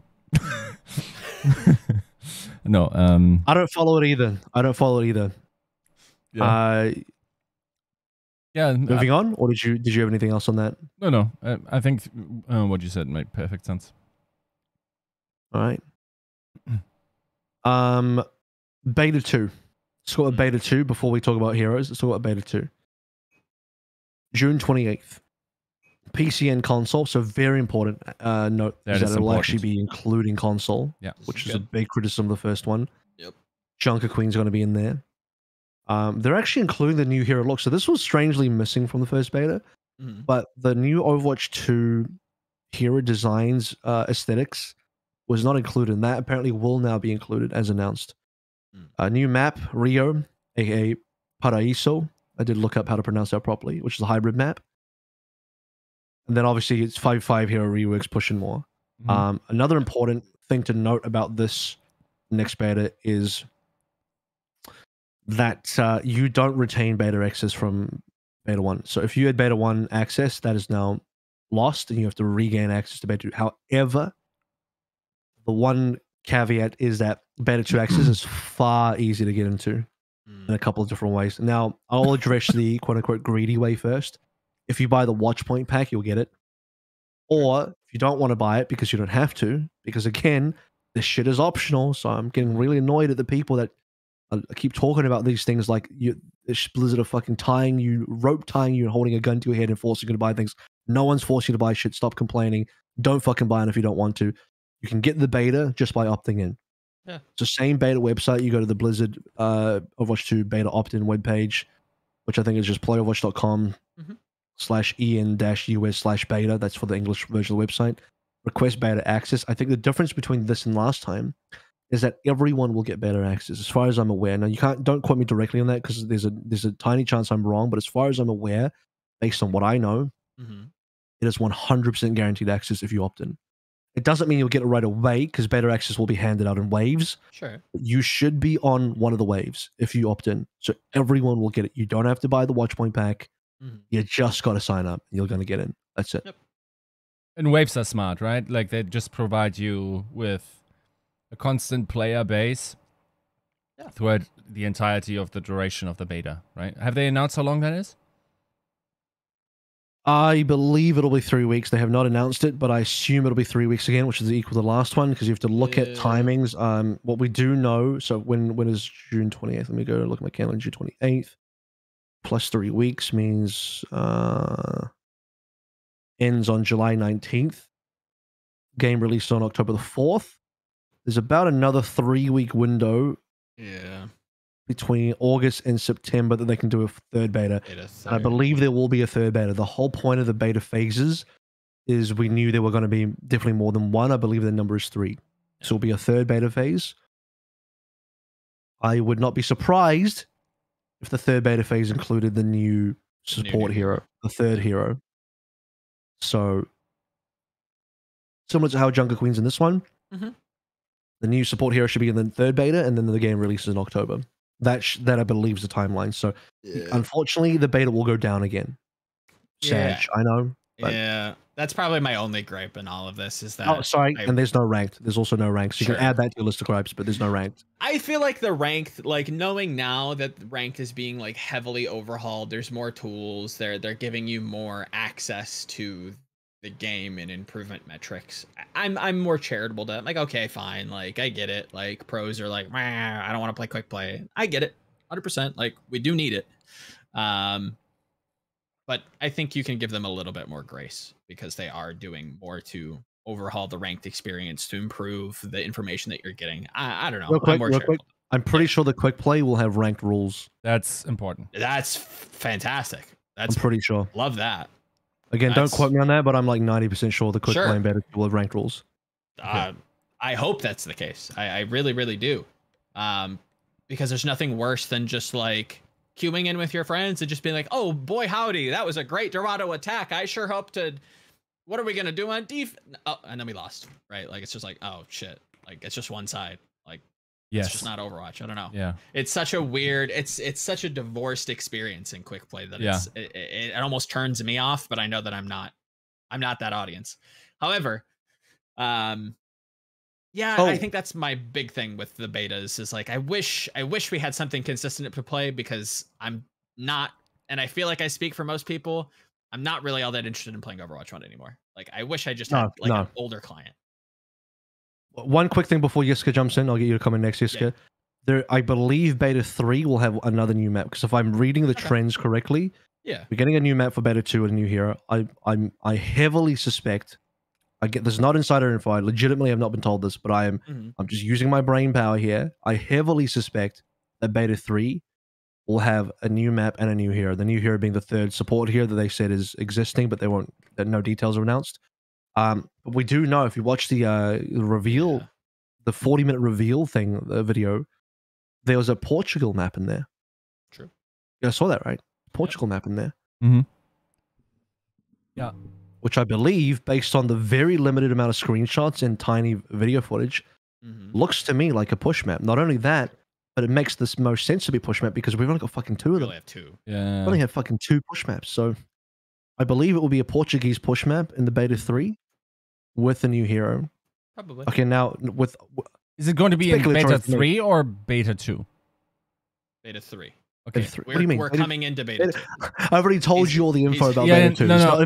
I meant the new map. As in, like, because it feels weird that we're like getting in, anything else in the next beta phase that isn't a push map when you clearly need a new push map, We have Paraíso in this one, which is a hybrid, and then it should be Portugal map in number 3, which is a push. Okay.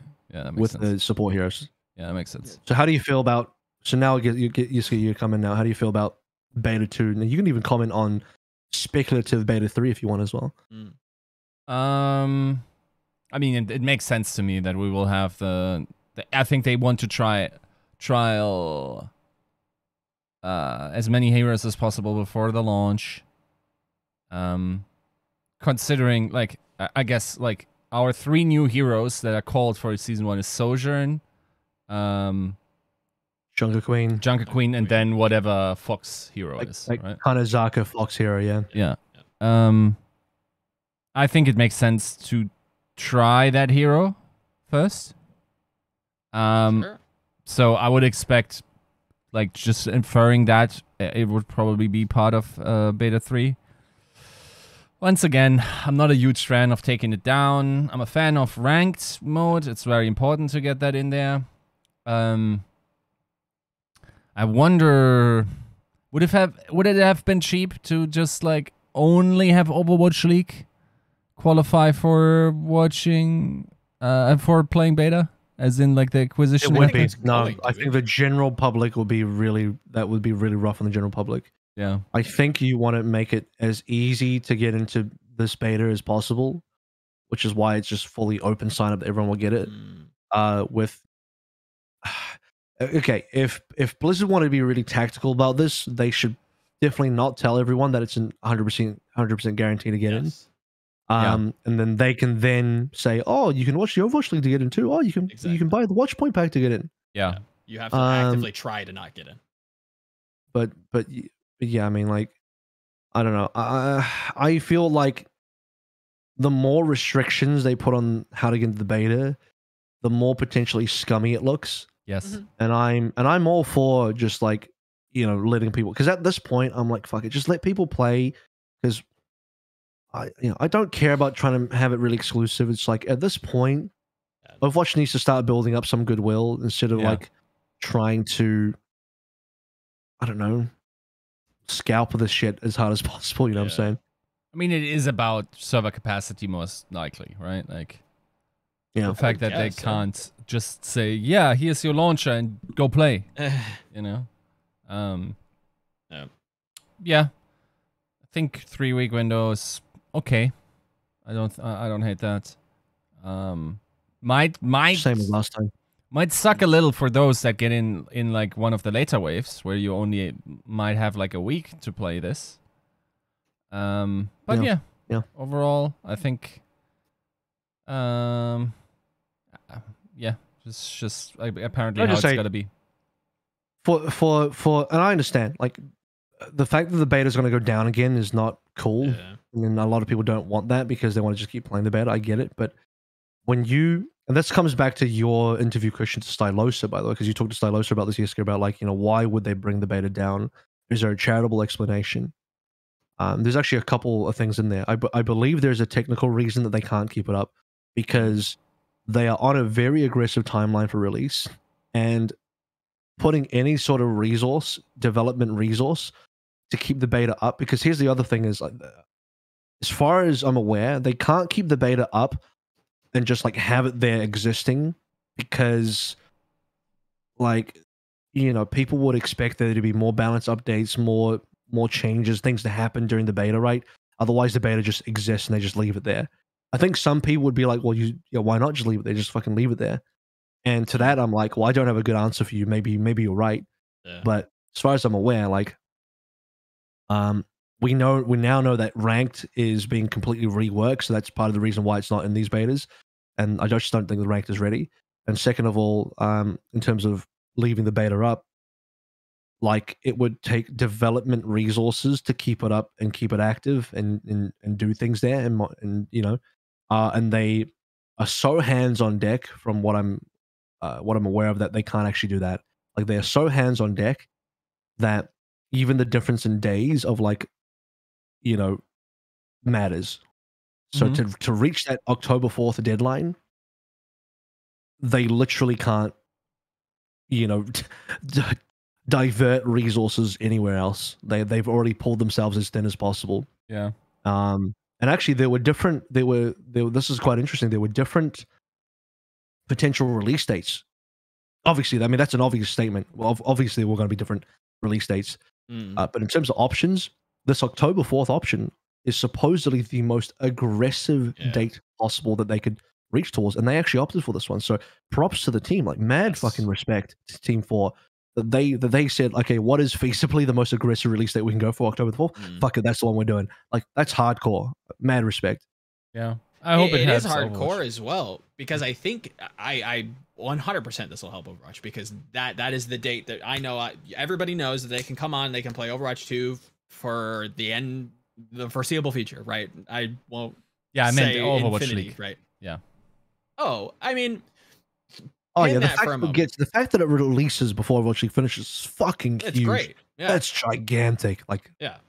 My goodness. Then you open up all kinds of creative possibilities where it's like, oh, you went to the Overwatch League Grand Finals. Here's some like Overwatch 2 access. Not okay, let me correct myself. Not access, but like access to like exclusive skins for the Overwatch League, or gun buddies for the Overwatch League. Like now you have the floodgates are open to all kinds of marketing possibilities for the esports side of things, which is again one of those bridges that we keep every so often we return to of converting the casual player base into viewers, into fans, right? And I lost my train of thought. Yeah, Overwatch 2 good. Oh, I know what I was talking about. Blizzard has been very slow in development for the longest time. Since I was a kid, they have always it always felt like they were resting on when it's done, it's done. When it's polished, it will be released. And this is actively the opposite, right? They're moving in a more modern direction in terms of game development. They're pushing aggressive, deadlines. It may be difficult to get up to steam with modern game design in terms of like the volume, maybe initially, but I think this is a good message for the future in terms of like a meta discussion that like at least Overwatch in terms of Activision Blizzard is understanding that the community does want more aggressive deadlines. They have to get these games out a little bit quicker than they used to. And October 4th, everything that AVRL's been saying feels like an adoption of that ideology, right? Aggressive. We have to get it quick out. We can fix it later. It doesn't have to be insanely polished. They just want more. But it will be insanely polished. I think I agree. When I say that data is being the most aggressive one that they can opt for, that includes having a level of polish and Sure. completion to the content that they can feasibly release and say this is their intended game. Right. Okay, let me rephrase it. Without compromising on a quality standard. Exactly. So the most aggressive release date they can opt for without compromising on quality. Mm-hmm. Agreed. I'm sure they've compromised. They've obviously compromised because they can't get PvE out. So they compromise on features, but they won't be compromising on quality, is what I can tell you. I think that's the word that I would urge people to rest their head on is compromise, right? There have been compromises made. This seems like a new direction that at least Overwatch is going in, and it is the correct direction to go in. And I will be annoyed that, Donkey and all his normie followers will come to the game, because inevitably they will do, and they'll still say it's Overwatch 1.1. Yeah, because like you're not going to get the PV drops and all that kind of stuff anymore. But it's just like, bro, this is a free to play game. It's like it's just not the point. Like that's just not what the game is anymore. You can't have it both ways. You really cannot. Like the game overall, when it has all its features, is definitely worthy of watching. The fact that the game is just completely the delivery system of the game and how it all functions is so completely different that I'm now fully on board with the Overwatch 2 idea. And it sounds like I've been on board the entire time, but you have to understand, I'm also a pretty damn big fucking critic when it comes down to it. And, it did look like a DLC for the longest time, but the fact that it is like free to play, PvP is actually different enough. It's actually enough of a different experience that I would qualify that as like a brand new experience in many ways. That on top of, okay, the new content is what it is. We were probably going to get that anyway, but here it is. But then, like, having the free to play stuff with the different delivery systems, the different monetization, and the commitment to seasonal updates, all that kind of stuff, like that to me, all put together is enough. And then when you get PvE in what I believe is going to be February the 7th, like put that all together, that's enough for me. But obviously, on day one of December 4th, Dunky's going to come in and try and shit on the game again. It's like, I get it, but it's just something we have to get over, because you can't have it both ways, because otherwise we wait until whatever time in 2023 and a box copy of Overwatch 2 launches, and then 3 years later it dies because box copies can't fucking survive in a live service environment. So nah, I ain't about that. No thanks. No, this is the right direction. I mean, not to jump ahead, but beta wise, it's a bullet we're gonna have to bite. logistically, it sounds like there's not a good way to keep it up. Excited to try Junker Queen. I don't know if maybe that's where we're headed next, but yeah, It is. Or rather, they could keep the beta up indefinitely, but that would impact sure. the release window, Yeah, the launch it's window. probably It not would worth impact the though. launch window, and I think I'd rather have the Yeah. launch window intact. Agreed. So, anyway, let's talk about the new hero. Let's talk about what that's all about. Junker Queen. What have we seen so far? By the way, we've seen the cinematic. We've seen some of her abilities in action. I believe all of them. I think they've talked about all of them. I don't know that we Let's have talk about details. this. Let's talk about this. Okay. There was a leak from Feifei, and Feifei leaked it from somebody else. Sure. And this Junker Queen ability set Very accurate. was leaked by Feifei a long ass time ago. Multiple months ago. 2 months? 3 So months? I'm actually going to bring that up. I think there is one discrepancy, or like a odd wording in his leak that like may have been changed into the development cycle since then. But everything else pretty much is like spot on. Because it's like, yeah, I mean, like when you look at what that leak was, and its abilities outlined, and then you look at the gameplay footage, the limited gameplay footage that we have, it's like, holy shit, kind of fucking accurate. So, thoughts on Junker Queen so far? Her design, she's a tank, an aggressive tank, no shields, she runs in and fights people. I think people are going to have a lot of fun with her. Obviously, a lot of our fans, more competitively minded. On the competitive side, or maybe even on the pro scale, I think it's going to come down to the numbers. She feels like another hero that's going to be a little bit difficult to get right. But I'm kind of here for, I've hemmed and hawed in the past on like, oh, should we push development in terms of like card game push, like where you develop something that's a little bit more aggressive to get people to play it and get people excited. So should Junker Queen be pushed? Yeah, I'm kind of here for it. It seems like, it feels like 5v5 is very dictated by what the tanks do, how they play, their kind of style of play, and Junker Queen is fun. I think for the casual audience, it's fun to see. It's the new hero, and it should develop into a pretty interesting meta game. So I'm kind of here for a Junker Queen meta come summer showdown, I guess, for the Overwatch League. Looks fun, has some pretty hype moments. You can like pull people in. The ult seems like a pretty big one to heal yourself and do a lot of damage, and it does like anti-healing and stuff. Like, yeah, I'm kind of here for it. It's pretty cool. Yeah, I think generally speaking, we've been on a good trajectory of really fun heroes for a hot minute, right? You can't say, like, the last boring hero, if I'm not mistaken, was Orisa.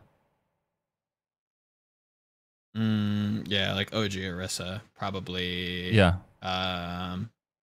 Sigma was hype. People loved Sigma. Echo was people loved Brig. Echo is another one. People loved Brig, did they? People loved Brig initially, I'll say. And then they learned to hate her. Who else? Anybody? Wrecking Ball, I feel like was hard. Would you say that Ashe is maybe a little bit boring just because she's just a kind of Rudy Tooty McShooty kind of character? Yeah, maybe Moira. I think Moira conceptually is good, but now, like, the revisionist in me would say she was bad, but I think on release she seemed interesting. Right. Yeah. So yeah, but I will say, like, every new hero that's been released has been pretty well designed. Like, it's just super. Like, from Sigma onwards, the hero designs have been fucking incredible. Is Sojourn, Tooty McScooty, Shooty, whatever you say, the character? No. Sojourn's way more dynamic than Ashe. Yeah. Good word. Dynamic. You think so? Sliding around. Yeah. 100%. I think people really like the I feel like skill ceiling, the mobility. I feel like she is more dynamic. I definitely agree with that. I don't think she's necessarily more compelling in terms of... You don't think so? I think... No, the moment-to-moment gameplay is just that much better in terms of feel. Yeah. Ashe feels like a turret to play. You sit Yes. there as a turret. You're like a fast Very fighting slow. Widowmaker turret. Yeah. Sojin, you're moving around, taking high ground.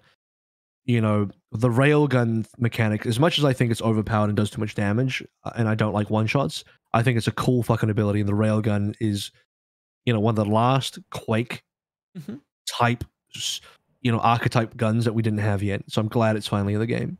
Okay. So for those reasons, I think Sojin's way more well designed. Let me actually. I think you're right. I think the one thing that I will say is, to me, Sojin's ult is very boring. Sure. I think that's a fair criticism. Right? It's just more of a good thing, right? And- Is that like Soldier then? I mean, Soldier's Yeah. more of a good thing. yeah, that's a boring ult as well. You could though. argue May is more of a good thing. Yeah. Could argue that's that. like a very Mm. impactful ult. I guess my question to you is, like, fucking freeze more. do you need a good ult? Do you need like a To be fun fun? ult if your Yeah. kid like gives it to you? It is a good ult. I think it's a great ult. I think it's a good ult. It just gives you more of the same, right? Like AVRL saying, like No, but it's like it's one of the most mechanically difficult ults to do. It's not like a fucking Dragon Strike. You just shoot it and fucking say Yeah. wave it goodbye. You know, you actually have to. The railgun has been a point of contention because it's been nerfed and now buffed, and we're trying to find the right place for it. And it's super rewarding, but so hard to use as well. And it basically, the ultimate just allows you to use the strongest part of her kit repeatedly for a set period of time. And I get where Yiska's coming from. Maybe that is kind of boring, but at the same time, I don't know. To me, it's perfectly fine. I think it's maybe I'm biased because I enjoy and I think I really revel like mechanically important, like mechanically rewarding ultimates. Sure. Where it's not just like, let me send out a dragon and wave it goodbye. It's like, no, you have to do. If you don't do shit with his ultimate, you don't. Like, for example, Dragon Strike. I mean, if you want it to be like really basic about it, but like, yeah, you just slash the sword and do big damage. But like, to actually succeed on Dragon Strike's fucking hard. Like, you have to be a good player, right? So mechanically rewarding ultimates like that are huge, in my opinion. I love that. It's just very different from how the rest of the kit plays, right? Like, not suddenly you're like dealing damage in melee. Like you have. Yes. Okay, for Dragonblade. Okay, Yes. I see. What I mean, you're saying. let's be honest. Genji's kind of a melee-esque hero to start with. He should, yeah. Yeah, but the effective ranges do change, right? I feel like I don't know, the feeling of Dragonblade is sort of different. Like, you don't have to be very accurate with your aim in those moments, while you definitely have to with left click or right click, ideally. Yeah, I don't know. I feel like, and the kill pressure of Blade is just so much higher. Which is also true for Soldier. I would say that Overclock is extremely high kill threat, and I would actually say it's got higher kill threat because the prerequisites to getting the kill is just far lower. Just fucking shoot the people. Yeah. Whereas Dragonblade, you know, his range decreases to melee, so there's a lot more counterplay there. For Overclock, she just kills you. I feel like it should have just done something different with the ultimate. I'm not sure what it could have done. I mean, maybe it overclocks everything or something, or, you know, it could have been our EX ability type of modifier or whatever. I don't know, maybe it also augments how the shift works, how the ball works while it's up. Like, you're just like overclocking the entire system of her suit. And maybe don't charge rail as quickly, but maybe there's other stuff you could have done, and that would have felt more unique. I would say, though, like, for instance, this feels like Singed ult to me. Does that make sense? It does, but that's where I look at the rest of the Singed cast and is I'm the like, worst ultimate in League of Legends. It is. It's In terms of fun. Ghost, but Yeah. it amplifies the rest of the kit, and I think having those facilitating ults are fine, just not at volume, right? Like, it's fine to have a Sojourn ult. It's fine to have Attack Visor, right? Just something that's just more of the same, maybe facilitates the skill disparity or some way, or maybe raises the skill ceiling in terms of overclock. I think it's fine to have some of those. It's just not all of them, right? Like, this is fine. I don't know. I It's just it's it just is a okay. little- I think yeah. it's just fine. Like it is what it is. Mhm. I don't hate it. I'll admit it's not the most creative ultimate, but No, it's doesn't need to be. I don't see the problem with it either because fuck, it's better than Riptire. Fuck me, like Sure. Well, that's I more don't know. interesting. I don't know. Like it's there's some boring ass Depends on who ultimates you out there. ask. There's some boring ass ultimates in there. Like Sure. Deadeye's fucking like gone are the days of 2016 where IDDQD is flanking on King's A and gets a 4K with Deadeye, right? Like it's Cassie's ult isn't great, guys. Like it's pretty dull. Like it's a glorified fucking reload. Rocket Barrage. Like come on, like really? it's a little dated. But then you look at Junker Queen, and that's is that not like Let's talk about what she does. yeah. I found the leak. And when I went to the thread, the first thing I see in the thread is an edit that says disclaimer. Yeah. This leak was confirmed, lol. Wow. And yeah, it is kind of confirmed because what you see here is like the scatter gun, her gun. Yeah. The icon for that in the leak is exactly what the gun actually looks like. Yeah.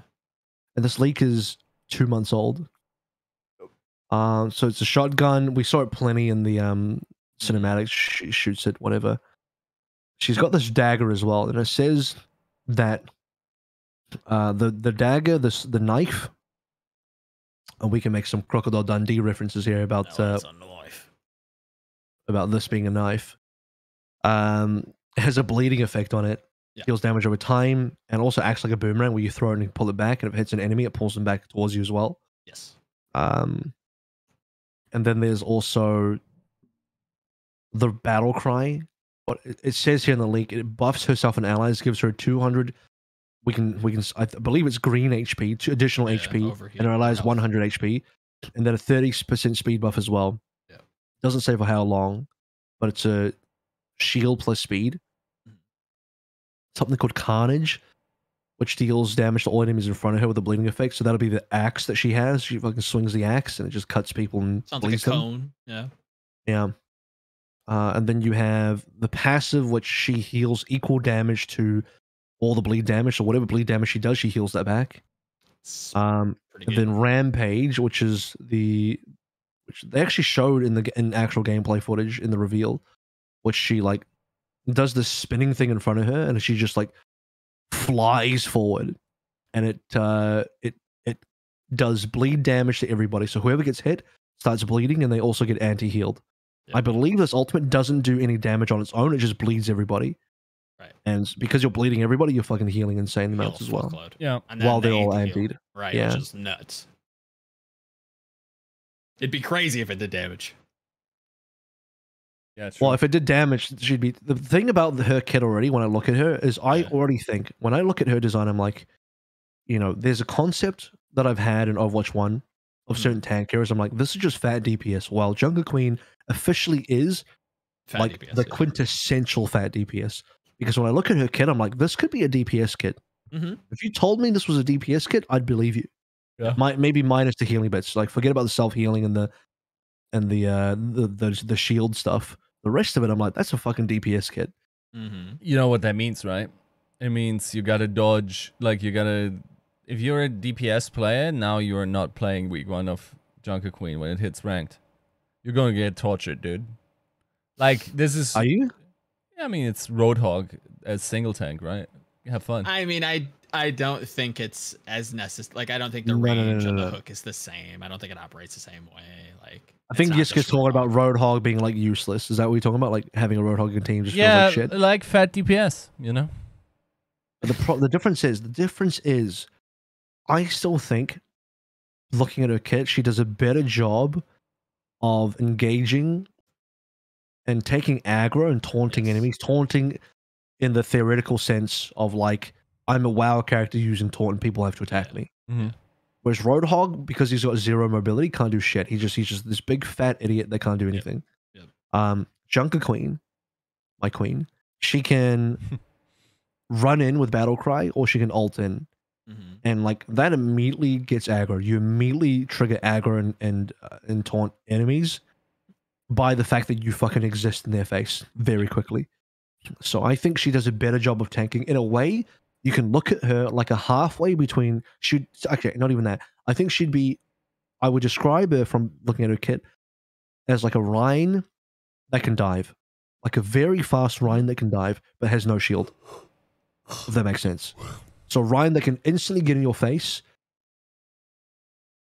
and then just has to live. I actually think, by the way, Anna with her will be fucking crazy because first of all, you get 2 anti-heals on your team. Second of all, if you bio nade the Jungle Queen as she starts healing off the bleed, her heal's gonna be nuts. 50% like more, right? Like fucking crazy. Yeah, she's just not gonna So die. no. So she to me is almost like a quintessential berserker. Or barbarian. You know? It's a good way, yeah. Like when I look at her kit, I'm like, this is like a Diablo style barbarian. Yep. You run in, you have no defenses, you wield 2 axes, fuck a shield, you got 2 axes, you know? Why is the passive not called You got- Bloodthirst? You got your chest out, no armor, you know, fuck defenses. You have 6-pack and abs on display, and she does Yeah. have one of those. And you swing at enemies, and the more you deal damage to them, the more you heal and stay alive. This is legitimately a barbarian from Diablo. It scratches that itch. I think it's in enough different game franchises and different genres that it's something that people really enjoy playing. People love jumping into the fray and just causing all kinds of carnage and mayhem, and that's exactly, you know, everybody saw the cinematic. That's what she is. Can I be real? I think she loses hard to poke. She's got no defenses unless she can like be in your face. If she gets kited at all, she's fucked. She's fucked. I look at this kid, I'm like, she literally can only thrive in an environment where she's constantly in your face dealing damage. And if she can't do that, and if she's ever in a position where there are no enemies in front of her and she can't gap close and she's been kited and people are shooting her, she is fucked. Like, bro, like, you know, this is the kind of hero that requires you to be able to get in. I think you're probably going to need a Lucio to speed boost as well, or maybe a Sim TP or something that can get you in. And then because she doesn't have exit tools, like Ball, I would describe Ball in a similar manner where you got to go in and you got to be like get in the thick of it. But then he's a hit and run character because he can get in fast, but then get out fast as well. And if you think about the shield, she drops down a 200 shield for her. Wrecking Ball drops in a way fatter shield than that, but it's the same concept, right? You're dropping in a shield. I think what it is like you need your allies. It's almost, I actually think her gameplay is like a slower Doom. So if I'm gonna, because I'm like, I describe it as like a fast Rhine, or maybe I should just describe it as a slow Doom because you get in there. But again, Doom has exit strategy. She doesn't. She's like a slow Doom that must commit once you're in. And a Doom in Overwatch 2 currently cannot like deal enough damage on his own to consistently take down targets. Unless you're playing in plat lobbies where people don't know what the fuck they're doing. But like, you know, generally speaking, you need a Tracer, you need a Genji, you need a Soldier, you need something that can deal damage once you've aggroed the enemies. Because Doom gets aggro very quick. She's going to get, Drunker Queen's going to get aggro quick as well. But because she can't fucking survive, the all-in gameplay is very binary. So I am a little concerned about that. I think it's a cool kit, but I'm concerned that because she can't exit combat effectively, you're going to need to pocket heal the fuck out of her. Because while the bleed is good, if she's not swinging and hitting, she's not getting bleed. If she's not getting bleed, she's not living. It's just another one of those like Orisa style heroes where it, at least Junker Queen facilitates your team with the kind of like a little bit of a health shield. But when you're winning more, right? It's a very win more character. Orisa still has poke. Orisa has spear throw. A little bit, yeah. There's some different utility there. There's nothing. She's got a shotgun and a knife, and the knife range doesn't look that long. Nope. The shotgun is obviously not long range, so it's like she has no poke. Yep. It's a flat map hero. It's your control centers. It's your, you know, you're up in tight. The numbers have to be great. Because if they're not, then yeah, she doesn't seem all that good. Orisa has double damage mitigation between Fortify and the spear spin. Sure. She's 2 ways to keep herself alive. Jungle Queen has 1. And it's a 200 HP shield that would be instantly blown through. Sure. I mean, I agree that Orisa has more defensives for herself. I think one of the big issues that I have with Orisa is that she doesn't facilitate her team directly, right? It's all like space create. It's a little bit more. Wow. airy. I think you need a let's brawl. say. You need a fast team with brawl. I can see Yes. you want to play a tracer with her. So you run in, get aggro, tracer repairs, you press battle cry, or ideally you don't press it too early. Yeah. You press battle cry, your tracer gets 100 HP, and then you do things. Or Mhm. rather, a Genji dives in with you as well. You run in, a Genji runs in, you press your battle cry, you get 200 HP, or Genji gets 100 HP, and you're having Yeah. fun. Yeah. That's what I think will need to happen. Mhm. So she's a dive hero. I think she's a dive hero. Legit. Yep. Okay. It's to stay in the fight. Yeah. Looks good. Excited to play her. It'll be fun. It'll be a fun ladder hero for sure. Just like casually, like just playing around. Like she'll just be like a ton of fun. All kinds of stuff to do. Unless she's mega overtuned, I don't see her being played in Overwatch League or Stage 3. No, she has to be. She would have to be listed. ultra overtuned. Yeah. Because her kit, again, means she gets wrecked by poke. And when you have people with the kind of aim that they have in Overwatch League, she's going to get shredded. Yep. Any final thoughts on JQ? Yiska? JQ, is that what she's called now? That's what I'm going to do. I'm going to stuck on JQ. Junker Queen is long. It is. Yeah, that makes sense. Okay, let's do JQ then. No, I think it will be interesting. I think it's a hard character to get the numbers right, but we'll see. It's not. Well, yes, it is, but it's also. I just think she's a very binary hero. Like you're either winning or you're not, which sounds stupidly generalized and simplistic, but it's like you're either in the face and dealing bleed or you're not. And if you're not doing that, you die. Yeah. She doesn't have. I think to really round out her kit, I would really like to see her have some sort of an exit option, but I know that's hard to do because you risk giving her too much mobility. Yeah. You know what she's like? She's like Darius from League of Legends. Yeah. You're either getting in and fucking applying bleed and hitting your Qs to self-heal, or you're just fucking dead weight. Yep. You know what I mean? Like, there's just no other way. And Darius has no mobility. You have to flash or ghost in. At least you get ghost in this game. You don't really, there's nothing like that helps you. At least, like, that's the thing about games like League of Legends. You can buy the dead man's plate. You can run faster. You can do things, itemize, wise that can help you. But if you think about Darius from a no itemization level 3 perspective, even level 6 perspective, we have all your abilities, but you have no items and nothing to help you. Then that would be Junker Queen. So yeah, cool. Yep. Fox Hero. Ooh. Another leak. Hang on. Is there a leak?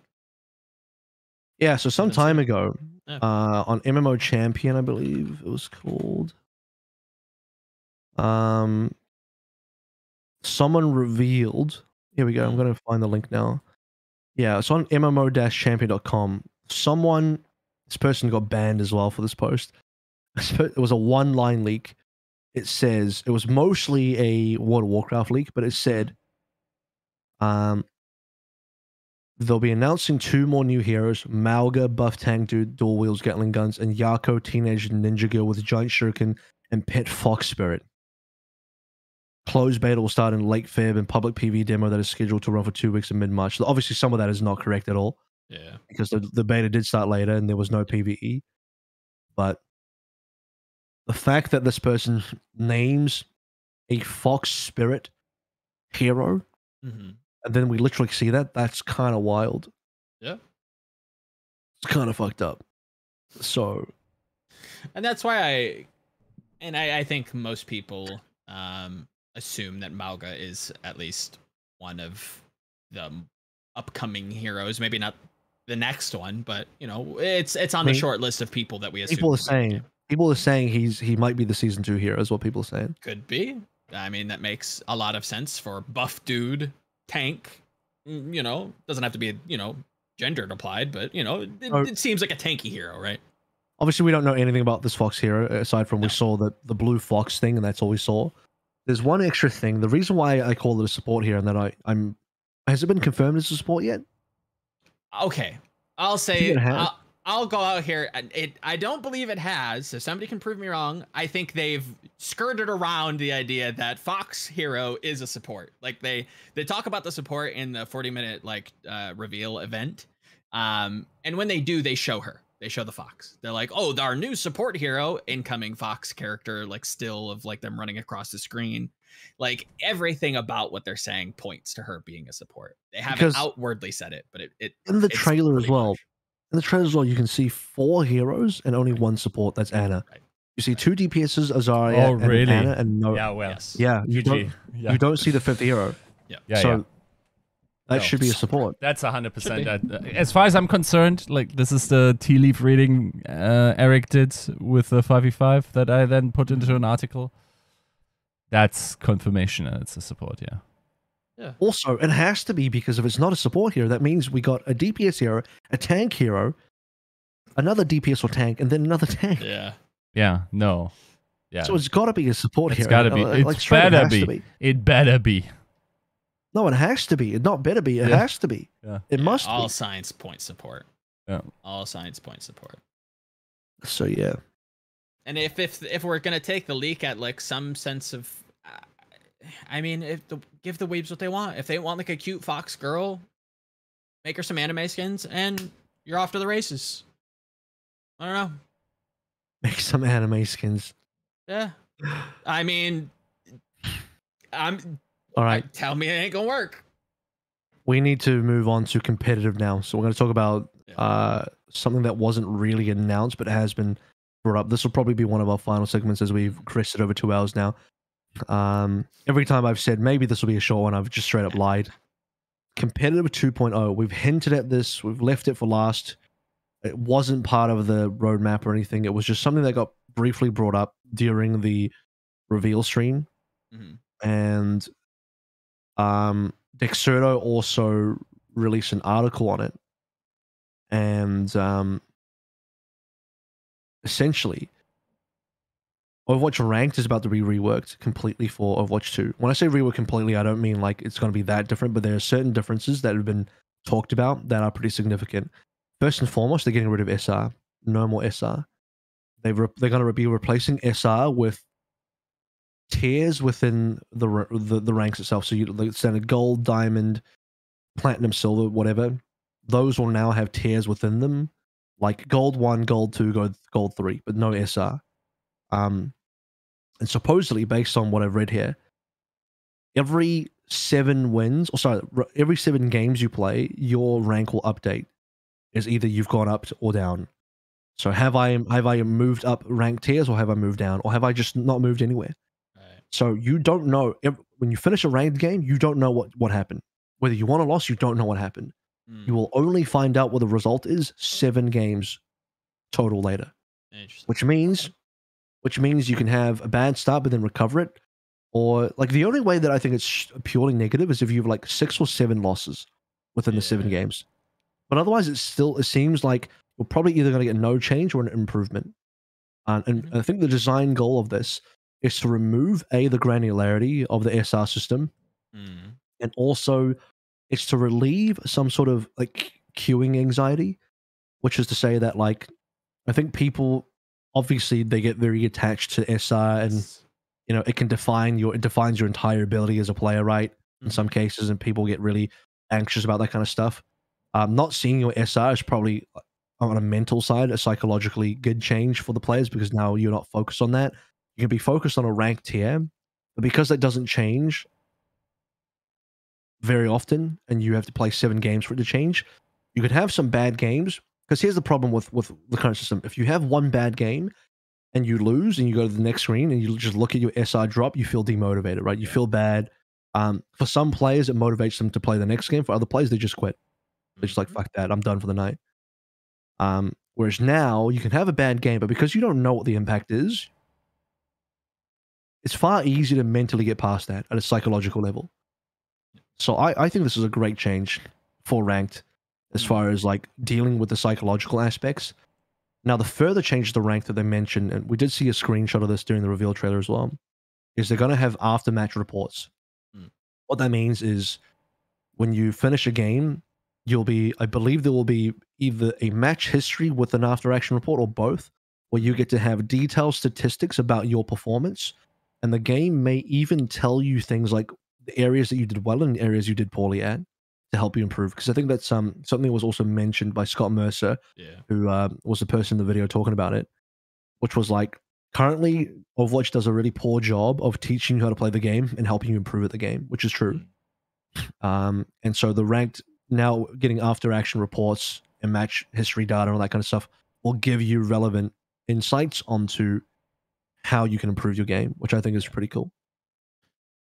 Yeah, it's something that, if memory serves, they did a good job with, and I was actually kind of pleasantly surprised with. And here's the storm: like, they didn't necessarily teach you how to play the game, but they gave you a little pat on the back every time you did something good, right? Like after you play a game of Kael'thas, you'd come out and be like, "Oh, you were ranked within the top 10 percentile of damages, damage dealt on Kael'thas. Great job." Like you're given positive feedback when you do good things, and that's something that I think maybe the original team thought the gold system was supposed to do, but it caused more toxicity than anything because of the obfuscation of what actually is happening. So now that we have an actual... Yeah, go ahead. Sorry, did you say the middle system? Yeah, I assumed that the Overwatch 1 team assumed that the medal system was supposed to be that positive feedback loop. Where it's just like, oh, I'm doing well, I have good medal. Yeah, something like that. But like having more of those sounds like a good thing. And it sounds like this, automated... system to tell you, whatever happened post-match could be something similar to that. This to create a positive feedback loop to kind of encourage you to continue what you're doing rather than, I don't know what I'm doing wrong or right. I'm just going to keep playing. It's the new scoreboard and the after action report that I think will give players good data points to lean on. 100%. And we've talked about this as well. And I think a lot of people have talked about it. The obfuscation of Overwatch 1 in the stats and the scoreboard was never... It was idealistic, to say the least. It caused a lot of more harm than good. Now we have actual, tangible understanding of how we're performing. And yes, much like cheaters, you're going to have toxic people to weaponize that, and that's not a good thing. And you can create systems to punish them appropriately for doing so, but I think the vast majority of people look at that as a performance metric tool for themselves, not so much for the other people. I think you have a lot of vocal people that, attack others for those reasons, but I think the vast majority of people are silent. The silent majority of just, am I doing well? Do I need to switch heroes? Where can I improve? This opens up, all kinds of fun stat sites like, we see in other games that we can have in Overwatch, and we can kind of understand our gameplay a little bit better. Again, more information, the better. And I think that this is, again, a step in the right direction.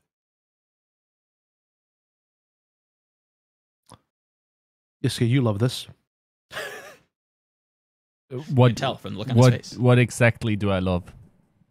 I don't know. You tell me. What tell me about the new ranked. Then? Yeah. Tell me about the new ranked system. I feel like everything that's not direct feedback is... I'm skeptical. Personally, I will hate it. I think I would want to have... Like, I think in some sense it's like this idea that, you don't have instant feedback from your initial rank matches, right? Like every season. Sure. Yeah. And then the idea is, oh, well, people finish that, like, because they want to see the number. They want to see the number. This feels like another one of those bullshit Overwatch obfuscation, if that's the word, strategies where, like, you're withholding information from people because it makes it less toxic or something? Does this, it makes it less toxic to yourself. It doesn't have any impact on anybody else. It's just for your own mental. Right, and I don't want that. I want to be frustrated after a loss, and I want to be elated. And you still will be. No. Of course you will. You lost. He wants to be tangibly frustrated. Do you think... Okay, real talk. 80% of people play for the number. Not for the experience, but for the status of Yes. whatever that number is. Agreed. The I mean, less you show as far that as I'm number aware- to people, Guys, as far as I'm aware, there still will be a top 500, so you're gonna get some form of number Mhm. if you're really, really good. no, that's all fine. I'm just saying, like, people You play want for the status. yes, you want the instant feedback loop, dude. Yes. If I am after 7 games, look at my SI and dropped 300, I'm hitting uninstall. That's what they don't want to happen. Well, that's Also, if you have a massive that every other downswing, game- that's happening. Can we address that every other game is kind of move towards this tier system? We look at Valorant. I don't hate that. I like the tier system is all It's fine. It's about like withholding information, direct For feedback 7 loops. games. Yeah. Okay. Do you wish it was shorter, or do you just hate? I mean, that's the idea? same as the other games too. What do you, No, well, it's it's not. very similar to the other games too, where like you don't exactly know. You don't exactly know like where you are. You're just kind of climbing. I don't know, But you're getting in. bronze, silver, gold in Valorant, and you're just going through the different tiers. Yeah, but you don't get really LP, know- right? I think League of Legends still does. League of Legends still do LP? You climb through your little ladder, and you have like you still have your number that goes up and down. I don't think but you Valorant also- has LP. Pretty sure I Valorant don't does. believe Valorant does. I think that's Valorant has a rework. skill rating. Valorant does have a ranked rating. They have an RR, but I don't know if it's public. I don't know if they tell you what your exact rating is. I don't think so. I don't know either, but like You just kind of assume. I think there's at least arrows that communicate movement, right, from your rank. Something like that. Oh yeah, but that's even worse it because is it's very like, vague. what is it that doesn't say anything? I've talked to players where early on, especially when they're trying to reach Radiant, which is the highest rank possible, Mm. and they're getting all these arrows and more. They're like, I've won like 20 games, I've gotten arrows and nothing's happened. Like, in some ways, that's like, I don't know, the arrows just Yeah, bait you as want the well. number. Yeah. You want the number. You want the number as when you qualify for masters, when you qualify for Sure, yeah. grandmasters. You know. Yeah. You want it immediately, like. Do you? I don't know that you do. I think on some level you do, but I think for the vast majority of players, this is an improvement because don't know. this allows people Maybe. who get anxious about playing ranked to get into ranked. And my goal is to have more people playing ranked. I want more people to be in Agreed. ranked. I Dude, think that's fair. the very reason we are playing games is because we've decided we're like we hate ourselves and don't want delayed gratification but instant gratification. Now you're making me wait for my performance review like it's work. I don't know. I feel like that's antithetical to like general impulses as to why people play video games. I think also it just makes for such a hard cutoff point for people to never look at the game again.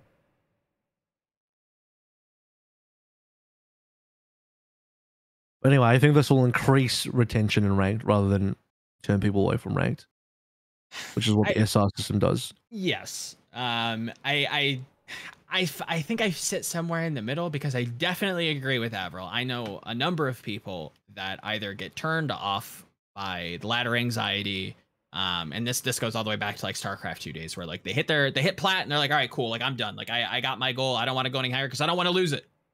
It's always the operative statement is I don't want to lose it. Oh my god, like I got my goal, I can't lose it now, right? Okay, how does that help? And it helps them because it's not an immediate just like, oh, you lost, oh my god, you're going down, like I have to quit, I have to You cut think my losses now. You think someone who feels this way plays the 7th game? I think they continue playing a little bit longer. I don't know that they get to the 7, but I think they play longer, right? To that day. If we're looking at that day as an instance, I think they're more likely to continue playing if they don't see the immediate, oh my god, my rank, it's fleeting, right? And it always is So, in some ways, but it's more- I agree with I that. also think people are terrible at aggregation. Everyone will be like, huh? Wait, I lost rating, bro? Sure, yes, I agree that like people are gonna be like, yeah, but I played so good, and then you look at their completely red match history. Which they can't, like, we're literally, like, neurophysiologically predisposed to forget the bad shit. Like, if I'm playing my 7 games throughout, like, 3 days, let's say, I don't remember the shit games on day 1 that I played. I remember, like, Sure. oh, dude, I went 4-0 on day 2 and 3. I'm getting a fat one. the fact that I've Omega fed in the first 3 matches, which I'm not sure if personal performance will determine, but theoretically, like, and to be then held in a static position where you're not going up, I'm like, the fuck? It's interesting. I think it could be shorter. I'm charitable to the idea. I think I agree with AVRL that it could be a system to help people get over anxiety in that way. The goal is to retain players through removing the negative aspects psychologically, rather than like you still will get like ideally a nice dopamine hit when you finish your 7 games. You see your rank go up. If it goes up. And just reading through it again, Dexoto, I have to make one correction. Okay. Dexoto specifically writes the quote being 7 wins, not 7 games. Ooh, okay. That could be a little bit more. Wait. Okay, let me think. That This could be changes. bloated a lot. It shouldn't be bloated a lot, but that could be like doubly the amount of games, right? That will be doubly the amount of games. If the matchmaker does any sort of decent idea, you're now looking at 14 games for everyone. Yeah. Yo, that feels which super seems like long. a lot. And you will also forget how many losses you had in there. Unless they give you an indicator. Possibly. Oh, that's way too long. No, I think the game is trying to prevent you from remembering your losses. Maybe it should be 5. Maybe it should be 5. Yeah, I'll concede that and say maybe it is too long. But I think the concept is fine. The number is tweakable. Agreed. I think it's probably more egregious than not showing a scoreboard. Would you hate it more if it was just an option that was default on and you could turn off? Yeah, that would be fine. Okay. Like I don't think that we will get that, but I'm trying to understand what's wrong with it for you. Fucking way you'll get that. No, I agree. Again, I will. Disclaimer: I don't think we will get this. It's just a thought experiment to understand where Yiska, I will even say this is an absolute... Okay, here, give me 20% of this idea. If you're a ranking platform that has the ability to track that, you're making mad traffic just by people wanting to check their ranked changes approximated after every game. Or something like that, yeah. I'm sure. I assume that we'll probably get something. How would they even like track that? Like, you're not gonna, unless there's like an API. No one's gonna be able to track that. It just feels. I mean, we're currently having match results, no?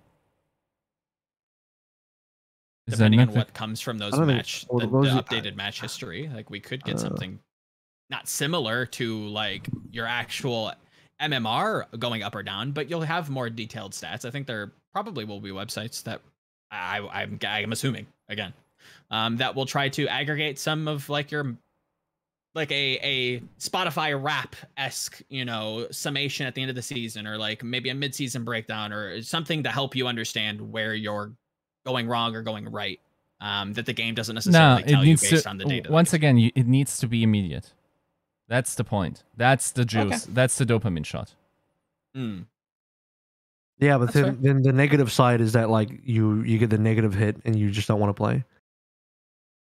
Sure, but I'm experiencing I'm experiencing that worse if I'm like that event of me playing my 14 games and losing SR and feeling like I gotta play like probably 14 more games in order to even see anything move. That feels insurmountable. Emotionally, I'm uninstalling there. Sure. Yeah, it sounds like you both are just kind of opposed. Then again, like I'm talking a little of my ass because I presume they have like great data to back it up and have probably like some psych PhD sitting there or a neuroscience PhD just going, yeah, that actually could work, and there's a salient reason behind this, and we have like double blind tested this shit, and it's actually true. And maybe I'm very wrong. It just like feels. Then again, I'm sure that same true for. This is definitely not geared for a player like you. This is definitely geared towards the more larger casual player base that doesn't want to play ranked and would rather just quick play. This is to try and get more people to convert from quick play to ranked, which I'm all about. Like if that's the goal, I'm 100% behind it. I think we do. I think another way to do that is to incentivize them, right? Like, I can't just be golden guns. I think people are over the golden guns. I think people. I hope they like, delete golden guns. I hope they get rid of that shit and have like, you know, certain seasonal. Sure, fuck yeah. Certain ranked rewards, like cosmetic ranked rewards. I don't know, something that's just not golden guns Sick. anymore. Like, Yeah, I'm here for it. Like an like, extra additional. Actually, I'll go on for you. Okay. They should reward additional XP for your battle pass and ranked. Yes. Not by a lot, like even 20%. Yep.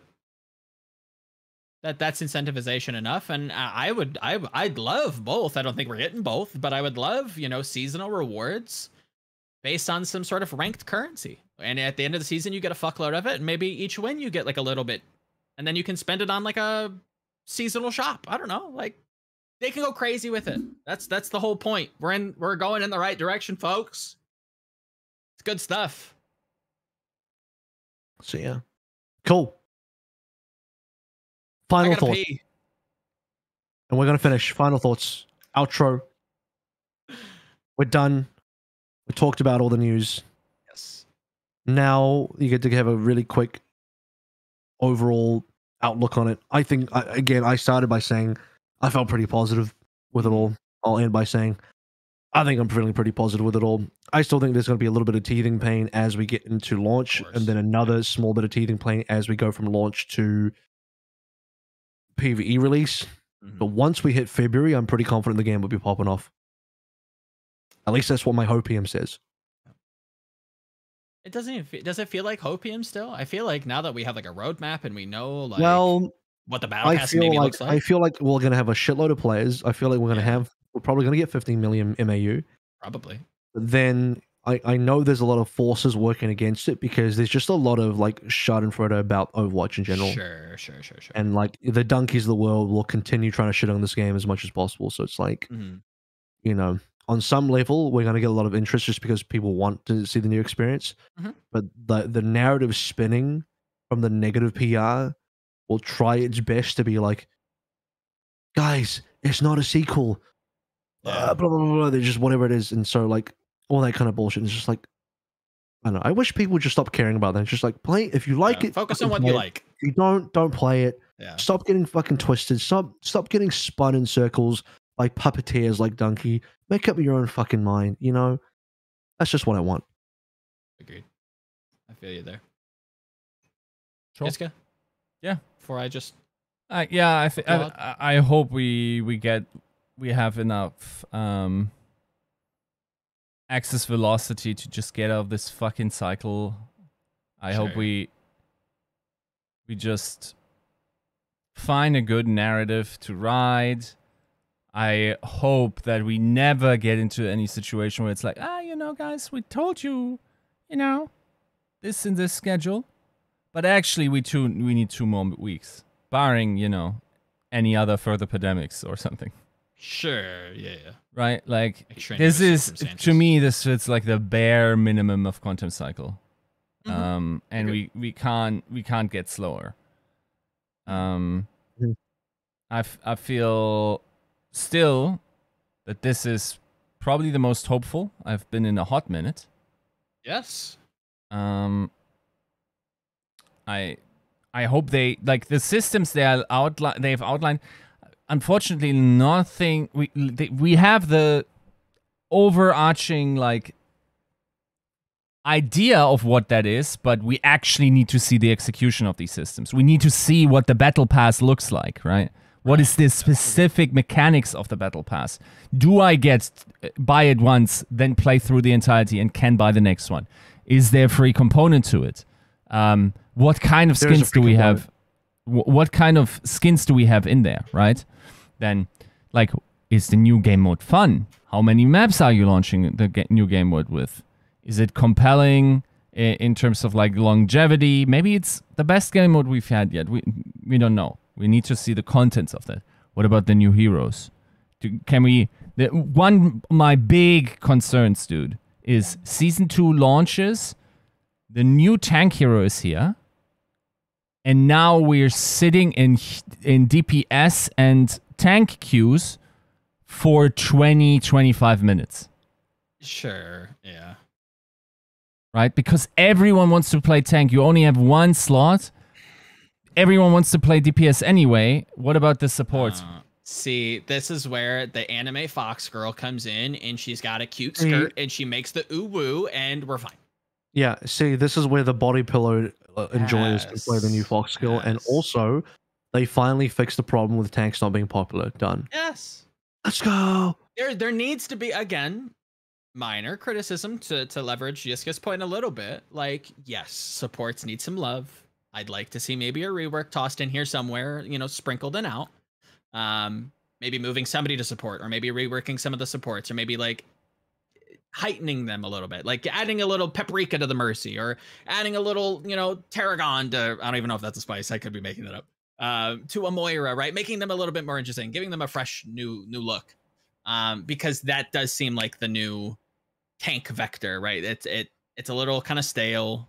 There's two of you now. Obviously there always was, but like it's a little bit, I don't know, stale feeling. And I think that is coming across in community sentiment. And I think that's shifting focus, and I think Blizzard will catch up to it, and fix it, just like they did tanks. So I'm hopeful. Again, we'll reiterate what a lot of the hopium. It's the shot in the arm, on the right direction. Just I can't wait for October. Sure. Alrighty, well that'll wrap it up then. No further thoughts from me. Episode 240 of Watch 2 recap on the news. Done and dusted. We'll see you next time for 241 when we take a look at week 2 games, the mid-season madness games, including the start of APAC. We'll see you then. Peace.